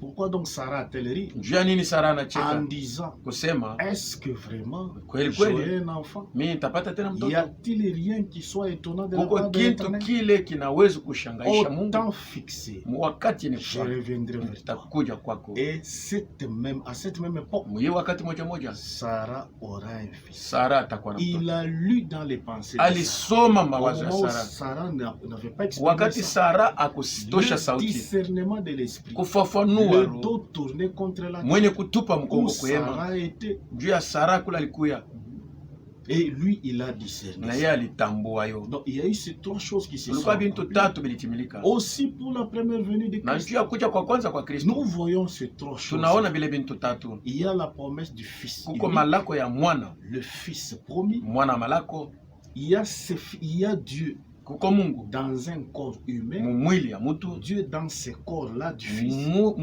mumwili ya il y a eu mutu. la manifestation du signe Kulikuwa kuonekana kwa alama du Fils de l'homme. mwana wa Donc, mutu, il y a Dieu dans le corps humain Mungu mumwili ya mutu, et il y a le Fils promis. kuko mtoto wa Il y a malako, aussi la manifestation du Fils de l'homme. kuko kuonekana kwa mwana wa mutu. Voyons un peu la promesse du Fils. Tuone ko tena malako ya Le mwana, Fils promis, mwana mtoto wa selon malako, Ésaïe 7, kufatana na à Isaya partir 7 de 14. kuanzia 14. C'est pourquoi Njo kwa maana le Seigneur lui-même Bwana yeye vous mwenyewe donnera ainsi. atamipatia kalama. Voici la jeune fille Tazama binti deviendra enceinte. Elle itachukua mimba, enfantera un fils atazala mwana et mume elle lui donnera le na nom atapatia ule de mtoto jina Emmanuel. ya Emmanuel. Il y a le Fils promis. Kuko mtoto mwanaume banalaka Ésaïe 9, 5, Isaya ou 6 dans 9 d'autres versions. 5 au Car 6. un enfant nous est Kwa né, sababu mtoto un anazaliwa, fils nous est mtoto donné, et ametupewa, la domination reposant sur son épaule. utawalo itakuwa pa mabeka On yake, l'appellera admirable, batamwita kushangaisha, conseiller, mshauri, Dieu puissant, Mungu wa uwezo, Père éternel, Baba wa Prince milele, de la paix. mfalme wa On nous salama. parle de ce fils Beko nasema juu ya ule mwana, et quand ce fils viendra, wakati ule mtoto il nous atakuya, est parlé de Dieu. banasema juu ya Donc Mungu. Dieu était sur la terre Mungu alikuwa pa dans dunia un corps humain. mumwili ya mutu. Philippiens 2:5. Wa Filipo Ayez 2:5. en vous Mukuye ndani les mwenu, sentiments qui étaient en na Jésus, mania ilikuwa ndani ya Yesu. lesquels existant en forme Mula de Dieu, alikuwa sawa n'a Mungu, point regardé comme une proie arrachée akuona sawa vile ni kitu ya bei ya d'être kuwapaka Mungu, égal à Dieu, ya kuwapaka Mungu, mais s'est dépouillé lui-même lakini alijivula en prenant la kwa forme kubeba kuonekana de serviteur, kwa mtumishi en devenant semblable na kukuwa mwenye kufanana aux hommes na bantu et ayant paru na kuonekana comme un simple sawa homme. mtu wa kawaida. Dieu était sur la Mungu terre alikuwa hapa dunia dans un corps humain, mwili wa mtu comme un homme, sawa mtu, comme au temps d'Abraham, sawa wakati ya Abraham comme un homme. sawa Il mtu, était comme un simple homme. alikuwa sawa mtu wa kawaida. Donc ça, c'était le deuxième point. Ilikuwa ni hatua ya pili, Dieu dans un corps. mwili. Et Jean 14, Na oui. Yohane 14 Philippe lui dit, Filipo akamweleza, Seigneur, Bwana, montre-nous le Père. utuoneshe Baba Et cela nous na suffit. ile litatutosha. Jésus lui dit, Yesu akamwelezea, il y a si longtemps kuna kwa wakati que je mwingi suis avec vous niko na et mwenye tu ne m'as pas na connu. au kunitambua mimi. Philippe, Filipo, celui qui m'a vu ula ananiona a vu le Père. anaona Baba. Comment Ni dis-tu, namna kama nasema montre-nous le Père? nionyeshe Baba. Le Père était sur la terre Baba alikuwa hapa dunia dans un corps mumwili humain. ya mtu.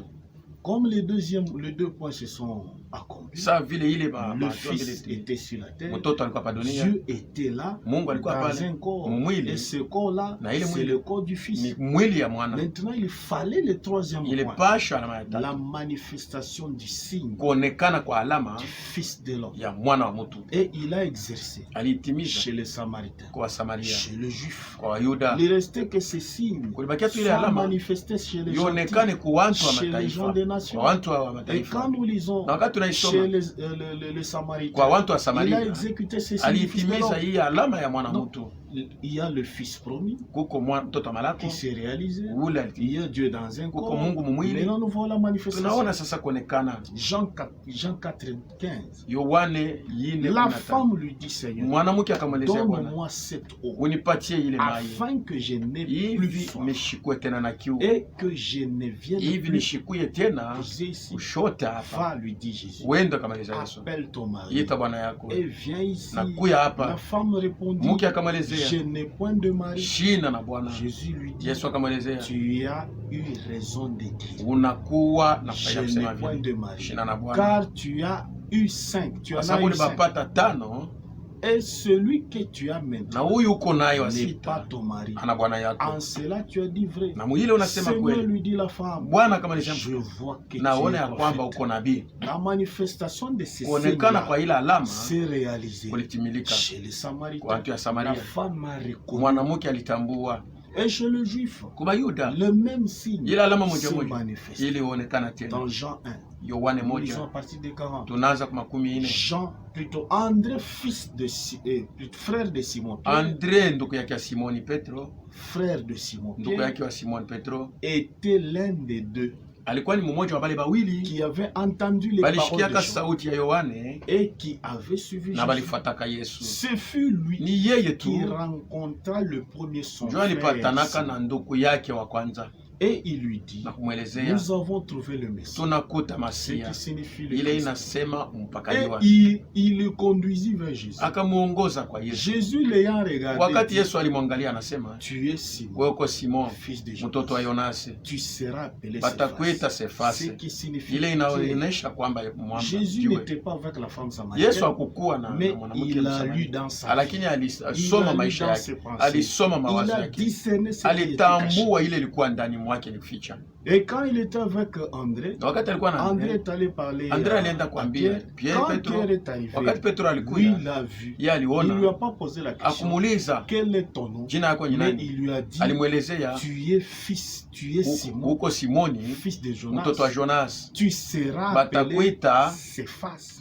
Sefase. Ce signe-là s'est manifesté. Hii alama ilionekana. Et quand nous lisons à partir de 40, Kama tunasoma le Yohane lendemain, 1, Jésus voulut se rendre en Galilée. Yesu alipenda Et kwenda il Galilea rencontra Philippe. na akakuta Filipo Il lui dit, na kumwelezea, suis-moi. unifuate. Philippe était de Bethsaïda, Filipo alikuwa ku de la Betsaida ville d'André wa muji wa et de Andre Pierre. na ya Petro. Philippe rencontra Filipo Nathanaël. akakutana na Et lui Nathanaeli dit, na kumwelezea, nous avons trouvé tunakuta celui de qui Moïse ule a Musa écrit dans la loi aliandika msheria et dont les prophètes na ule ont manabii parlé. balisema, Jésus de Nazareth, Yesu wa Nazareti fils de Joseph. mtoto wa Yosefu. Nathanaël lui dit, Nathanaeli akamwelezea, peut-il venir kunawezi kutoka de Nazareth kule ku Nazareti quelque chose de bon? kintu ya kizuri? Philippe lui Filipo répondit, anamwelezea, viens et vois. kuja tu pate kujionea. Jésus voyant venir à lui, Yesu akaona Nathanaël, Nathanaeli kuna kuja dit de kwake, lui, akasema, voici vraiment un Israël, tazama un Muisraeli, Israélite, mtu wa dans Israeli, lequel il n'y a point de faute. ndani mwake hamuna kuibia au ila. Nathanaël était étonné. Nathanaeli C'est la alishangaa, première fois qu'il me mara ya voit. kwanza Comment alimuona, est-ce qu'il connaît ma vie? alijua je D'où maisha me yangu, connais-tu? alinitambua Lui dit wapi? Nathanaël. Nathanaeli akamwelezea. Jésus lui répondit Yesu encore, akamujibu tena, avant que Philippe mbele ya Filipo t'appelât, kukuita, quand tu étais sous les wakati figuiers, ulikuwa chini ya je mchafi, t'ai vu. nilikuona.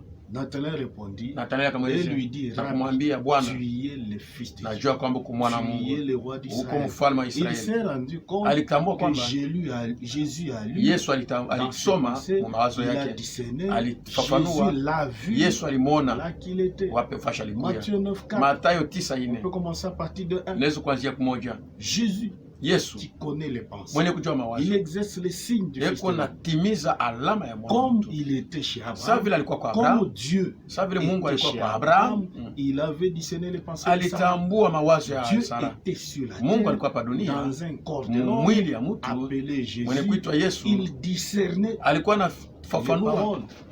maneno. Jésus Yesu était étant monté dans une barque, mwenye kupanda traversant la mtumbu mer, eko natambuka bali et alla dans sa ville. leko naenda muji Et yake, voici, Na on lui tazama, amena un paralytique bakamuletea couché sur un lit. mutu mwenye kulala kwa Jésus, kitanda. voyant leur Yesu foi, akaona imani yabo, dit au paralytique, akaambia ule alikuwa prends na courage mon kiwete, enfant, ujitie tes nguvu, péchés te sont pardonnés. mazambi yako Sur inakusamehewa. quoi Kwa ile mambo quelques scribes disent, baandishi bamwe bakasema au-dedans d'eux, ndani yabo ils n'ont pas ouvert la bouche. abakufungula kinywa, Ils ont dit balisema au-dedans d'eux, ndani ya cet moyo homme wabo, blasphème. huyu muntu yuko na Et kufuru. Jésus, connaissant leurs Na pensées, Yesu mwenye kutambua mawazo Ils n'ont yabo pas parlé. abakusema, dit, pourquoi avez-vous des mauvaises juu pensées ya nini muko na mawazo mbaya dans vos cœurs? mumioyo yenu? Il n'a pas dit, Abakusema pourquoi dites-vous de mauvaises choses? juu ya nini muko nasema Mais vitu vibaya? pourquoi avez-vous Juu ya nini muko des na mauvaises mawazo pensées? mubaya mumioyo Qui yenu? était-il? Ni alikuwa Lui nani? qui sondait les Ule alikuwa iko Lui qui natambua lisait dans les mioyo, pensées. ule alikuwa anasoma C'est la mawazo, même ni personne mtu moja qui moja, était chez ule Abraham. alikuwa kwa Abrahamu.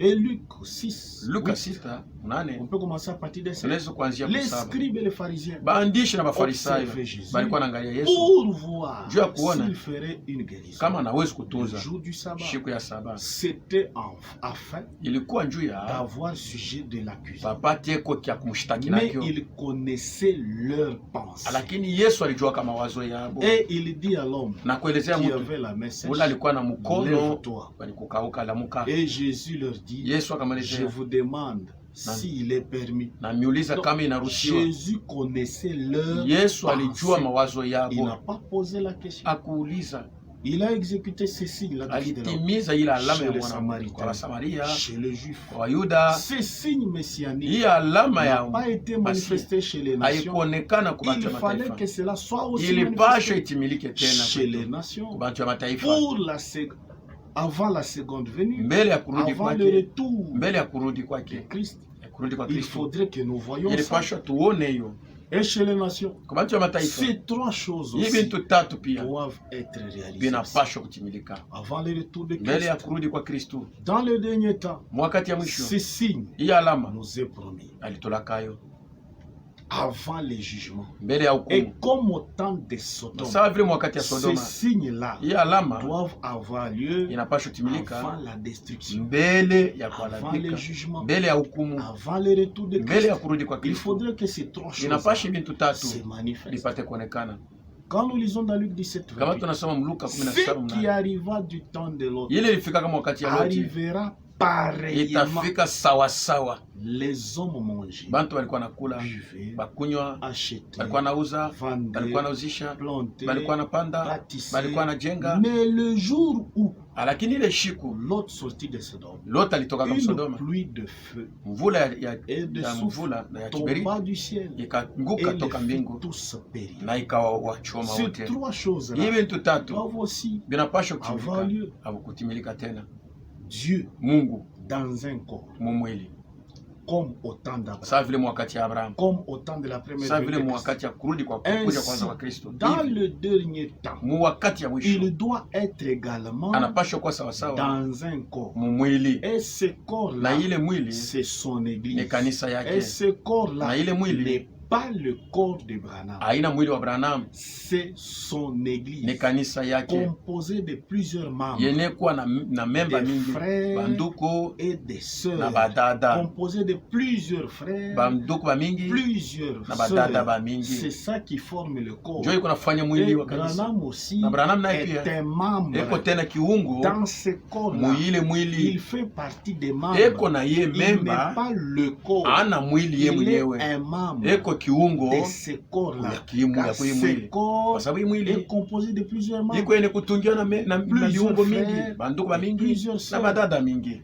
Dieu dans un corps. Mungu Et mumwili ce na corps-là, ile mwili c'est son église. ni kanisa yake. Quand nous lisons Jean Kama tunasoma Yohane Jean 14, 14, 15, 19, 15 mpaka si 19, vous m'aimez, kama mnanipenda gardez mes commandements. mchunge amri Et yangu, moi, na mimi je prierai le Père. nitaomba Baba Et il vous donnera notre consolateur atamipatia mfariji mwingine, afin qu'il demeure hivi éternellement apate dans vous. kudumu milele na L'esprit mweye, de vérité roho ya que ukweli le monde ne peut ile dunia recevoir haiwezi kupokea parce qu'il ne le kwa voit sababu pas abaione et ne les connaît point. na baitambue, Mais vous, lakini vous nini le connaissez. munaitambua, Car il demeure avec kwa vous. sababu anadumu na Et mwili il sera na atakuya en vous. ndani yenu, Pas en une personne. ana mtu moya. Je ne vous laisserai pas orphelin. Sitamiacha yatima, Je reviendrai. nitarudi Il yaka. nous a promis qu'il Alitulaka reviendrait. ya kwamba atakuya. Et quand nous lisons dans 1 Corinthiens Kama 12, tunasoma Korinto wa kwanza à 12 partir de 5, kuanzia 5, il y a diversité de dons, kuko mazawadi ya kwa chana mais le chana, même esprit. lakini roho moja moja. Diversité de ministères, Kuko mahuduma ya kwa mais chana, le même Seigneur. lakini Bwana moja. Diversité Kuko d'opérations, kutenda kwa mais le chana, même Dieu lakini Mungu qui moja. opère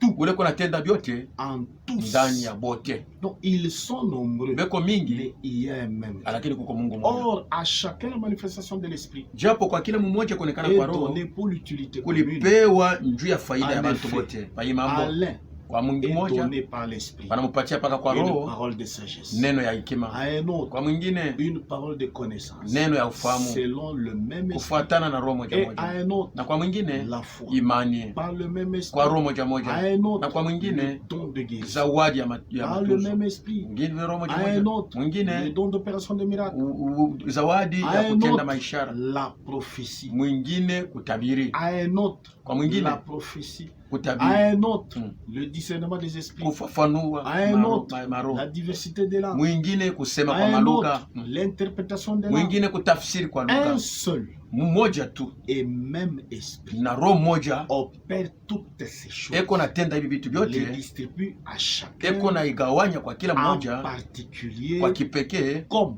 sawa il le veut. vile anapenda. Car comme le corps Kwa sasa vile mwili est un, iko moja, il n'y a pas plusieurs corps, hakuna mili et mingi, a plusieurs membres. iko na viungo Et mingi comme tous les membres sawa du vile corps, viungo vyote donc vya il n'y mwili a qu'un seul corps, kwa mwili moja, malgré leur nombre. hata bwingi ya ile Donc mwili. c'est-à-dire que les gens qui composent ces Ni corps, kusema bale balikuwa natunga hii ils mwili sont nombreux, beko mingi, ne forment qu'un seul corps. beko natunga tu ni mwili moja. Ainsi en est-il de Hivi Christ. iko tena njoo ya Kristo, Nous avons tous tuko shibote en effet été baptisés tulibatiziwa dans un seul esprit ni roho moja pour former un seul juu ya kutunga tu corps, mwili moya, soit juif, ukwe Yuda, soit grec, ukwe Yuda soit nani, esclave, ukwe mtumwa, soit libre. ukwe huru, Nous avons été abreuvés d'un seul esprit. shibote tulinisha na roho Ainsi, moja. le corps Hivi bashi mwili n'est pas un seul membre. haina kiungo kimoya, Donc, ce corps-là hii mwili n'est pas constitué seulement des bras. haitungiwi mpaka na Il Branham, est un membre eko na hii kiungo de ce corps. ya kuile mwili. Branham n'est pas le fils de l'homme, Branham ana mais mwana wa c'est mtu, un fils de l'homme, lakini ni mtoto wa comme mtu. Ézéchiel. Sawa Ezekieli Un fils de l'homme, Mtoto wa mtu, c'est-à-dire un ni prophète. profeti, ni Il n'est nabii, pas le prophète. ana nabii ule Branham n'est balilakaka. pas le corps,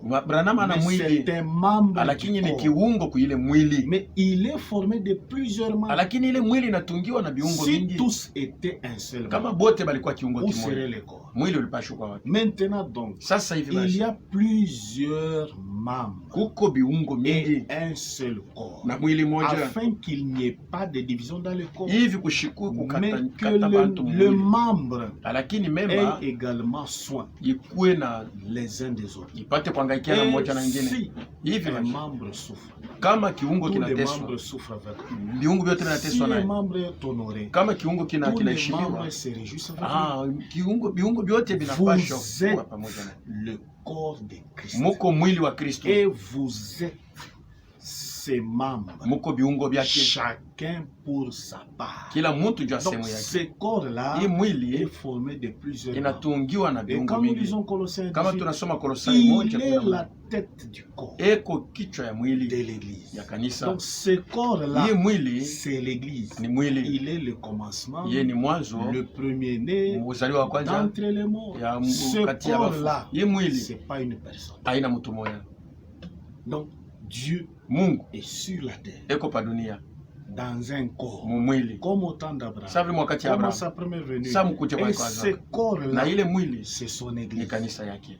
Donc la première chose kitu ya kwanza est réalisée. inatimilika. Maintenant, il y a la promesse du Fils. Kuko malako ya mwana Il doit y avoir aussi, étant dans le corps, mwenye kwa mwili il travaille. Il eko y a la natumika. promesse du Fils. Kuko malako ya mwana. Selon, il y a Apocalypse. Kuko Lisons Ufunuo. d'abord Apocalypse 12. Ufunuo 12:1 On nous mpaka parlait du Fils. banasema juu ya mwana Mal.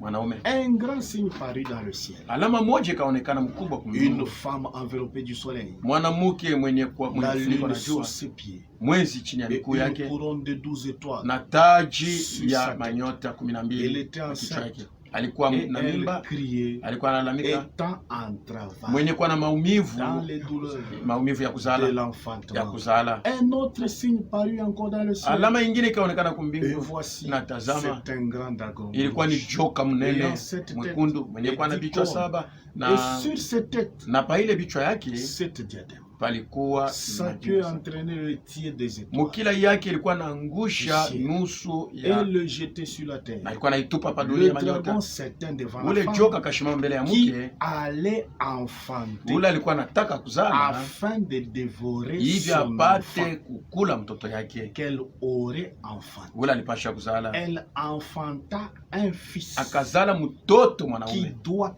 paître les nations Ule anapasha kulisha avec mataifa une verge de fer. na Et son bakora ya fils chuma, na mtoto yake fut mwanaume enlevé vers le ciel akanyanuliwa kwenda et vers son mbingu trône. na kule On nous kukike. parle d'un fils Banatuambia juu ya qui doit mwanaume naître ule pour alizaliwa paître les juu ya nations.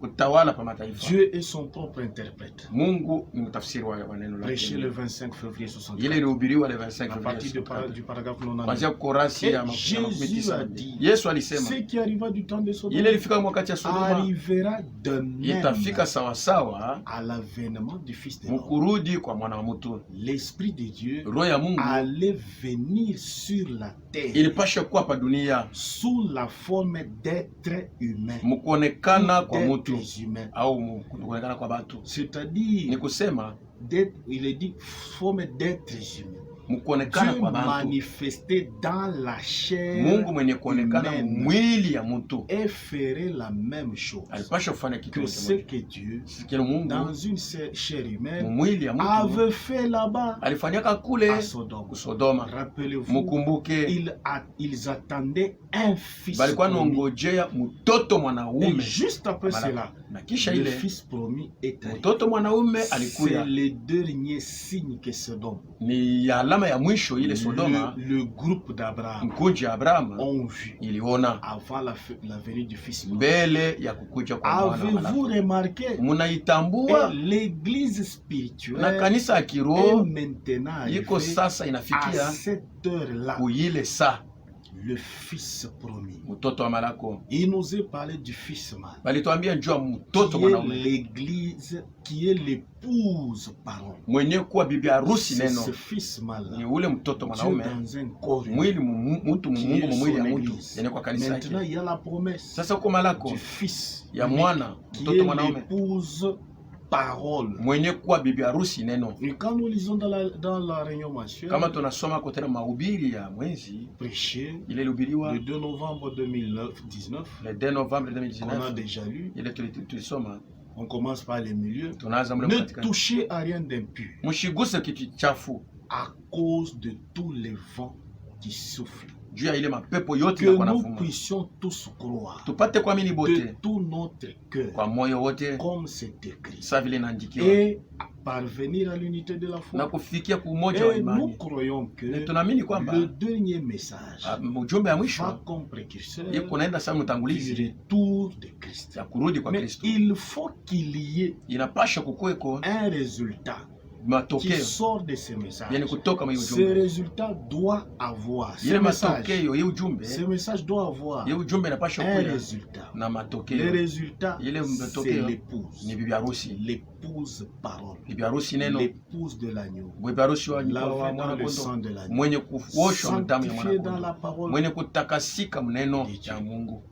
Maintenant, nous voyons qu'il y a la promesse Sasa du tuko naona Fils. ya kwamba kuna kama Le malako ya Mungu. Fils doit se manifester. Ule mtoto anapaswa Ce kuonekana, fils-là, ule c'est mtoto mwanaume l'église. ni kanisa, C'est l'épouse parole. ni bibi harusi C'est neno, l'épouse ni parole. bibi harusi Ce neno, fils-là, ule mtoto c'est mwanaume l'épouse ni parole. bibi harusi neno. Maintenant, il doit y avoir Sasa kunapasha kuwa La manifestation du Fils de l'homme. kuonekana kwa Parce que mwana, là, il y a la kwa promesse. sababu kule kuko malako. Maintenant, la manifestation du Fils Sasa de l'homme. kuonekana kwa alama ya mwana wa Après mtu la manifestation du Fils de na l'homme, kisha kuonekana kwa mwana wa mtu, cette promesse-là du ile Fils malako ya mwana doit se réaliser. inapaswa Et kutimilika. quand la promesse du Fils, Wakati malako ya quand mwana, le Fils apparaît, wakati mwana c'est anaonekana, fini. kunaisha, Le jugement va tomber. hukumu itanguka. Maintenant, la manifestation du Fils Sasa de l'homme, kuonekana kwa mwana wa mtu, la manifestation des signes kuonekana messianiques, kwa alama ya Masia, qu'est-ce que nous voyons? tunaona nini? Dans notre temps, Wakati nous yetu avons vu Dieu tuliona Mungu utiliser un membre anatumia kiungo kimoya de l'Église. cha kanisa, Et ce na membre-là, kile kiungo qui est notre frère, kenye kwa ndugu notre yetu précieux frère, mpendwa wetu William Maron Branham, William Mario Branham, à qui Dieu a donné ule Mungu le alipatia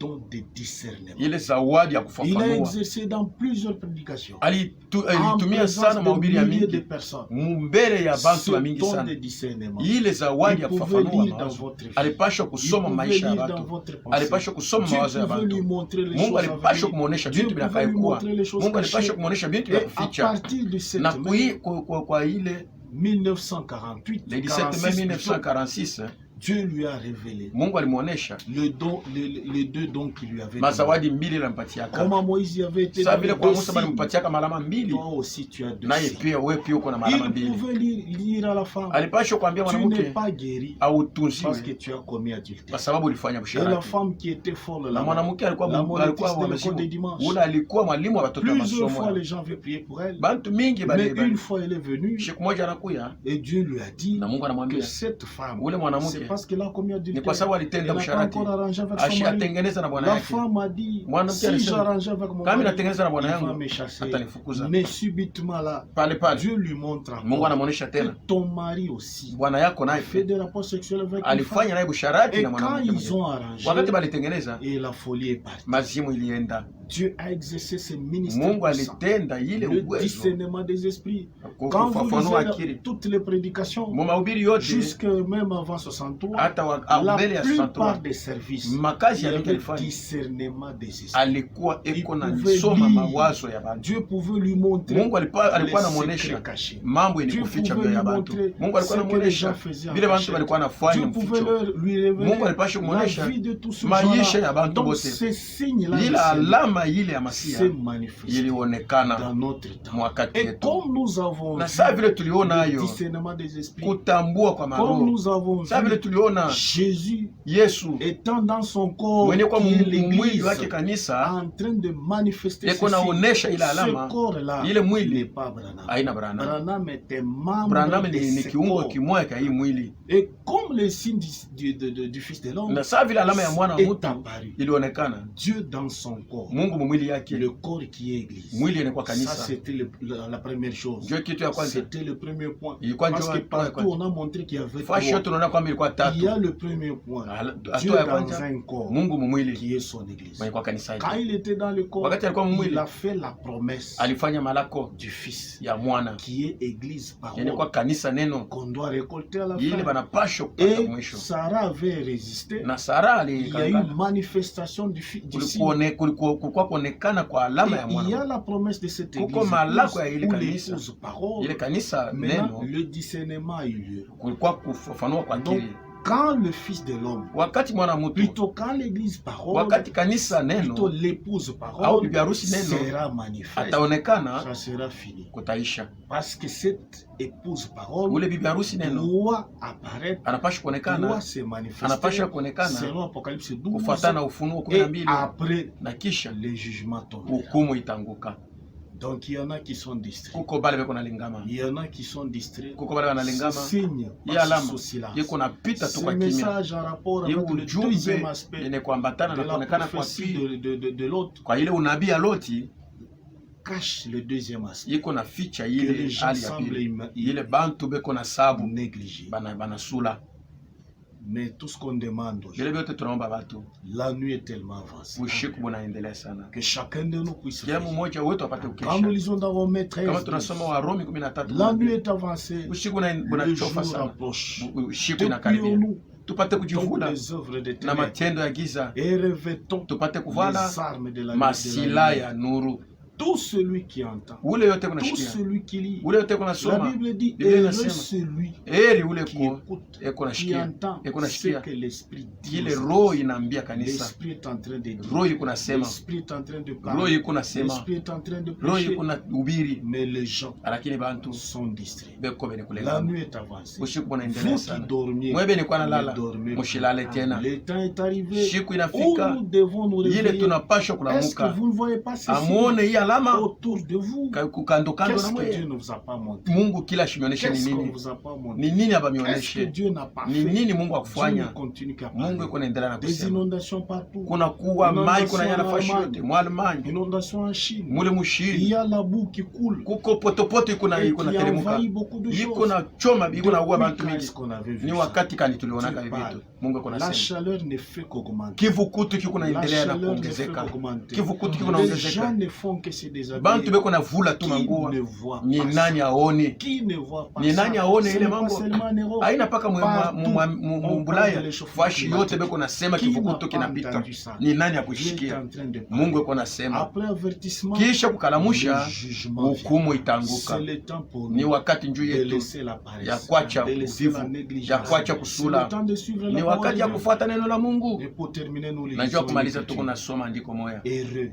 Eri est celui qui veille. ule yote kuna kesha. Apocalypse 16:15. Ufunuo Voici, 16:15. je viens comme un voleur. Tazama ni kuna kuja sawa mwizi. Heureux celui qui veille Eri ule kuna et qui kesha garde ses vêtements eko nachunga mavazi afin yake qu'il ne marche pas hivi nu, ashitembeye bunji qu'on ne voit pas ça. bashione aya yake. Et cette parole, Na hii neno elle a été donnée, adressée à tout le monde. ilisemewa kwa mtu Selon yote Marc 13, kufuatana na Marko ce que je 13. vous dis, Ile je namielezea l'ai dit à tous. naambia bantu bote Veillez. mukeshe. Celui qui ne veille Ule akeshi pas va rater la vie. atakosa Celui kunyanuliwa. qui ne veille Ule pas ne akeshi verra pas quand le Seigneur astaona viendra. Bwana wakati atakuya. Que Dieu vous bénisse. Mungu ambariki.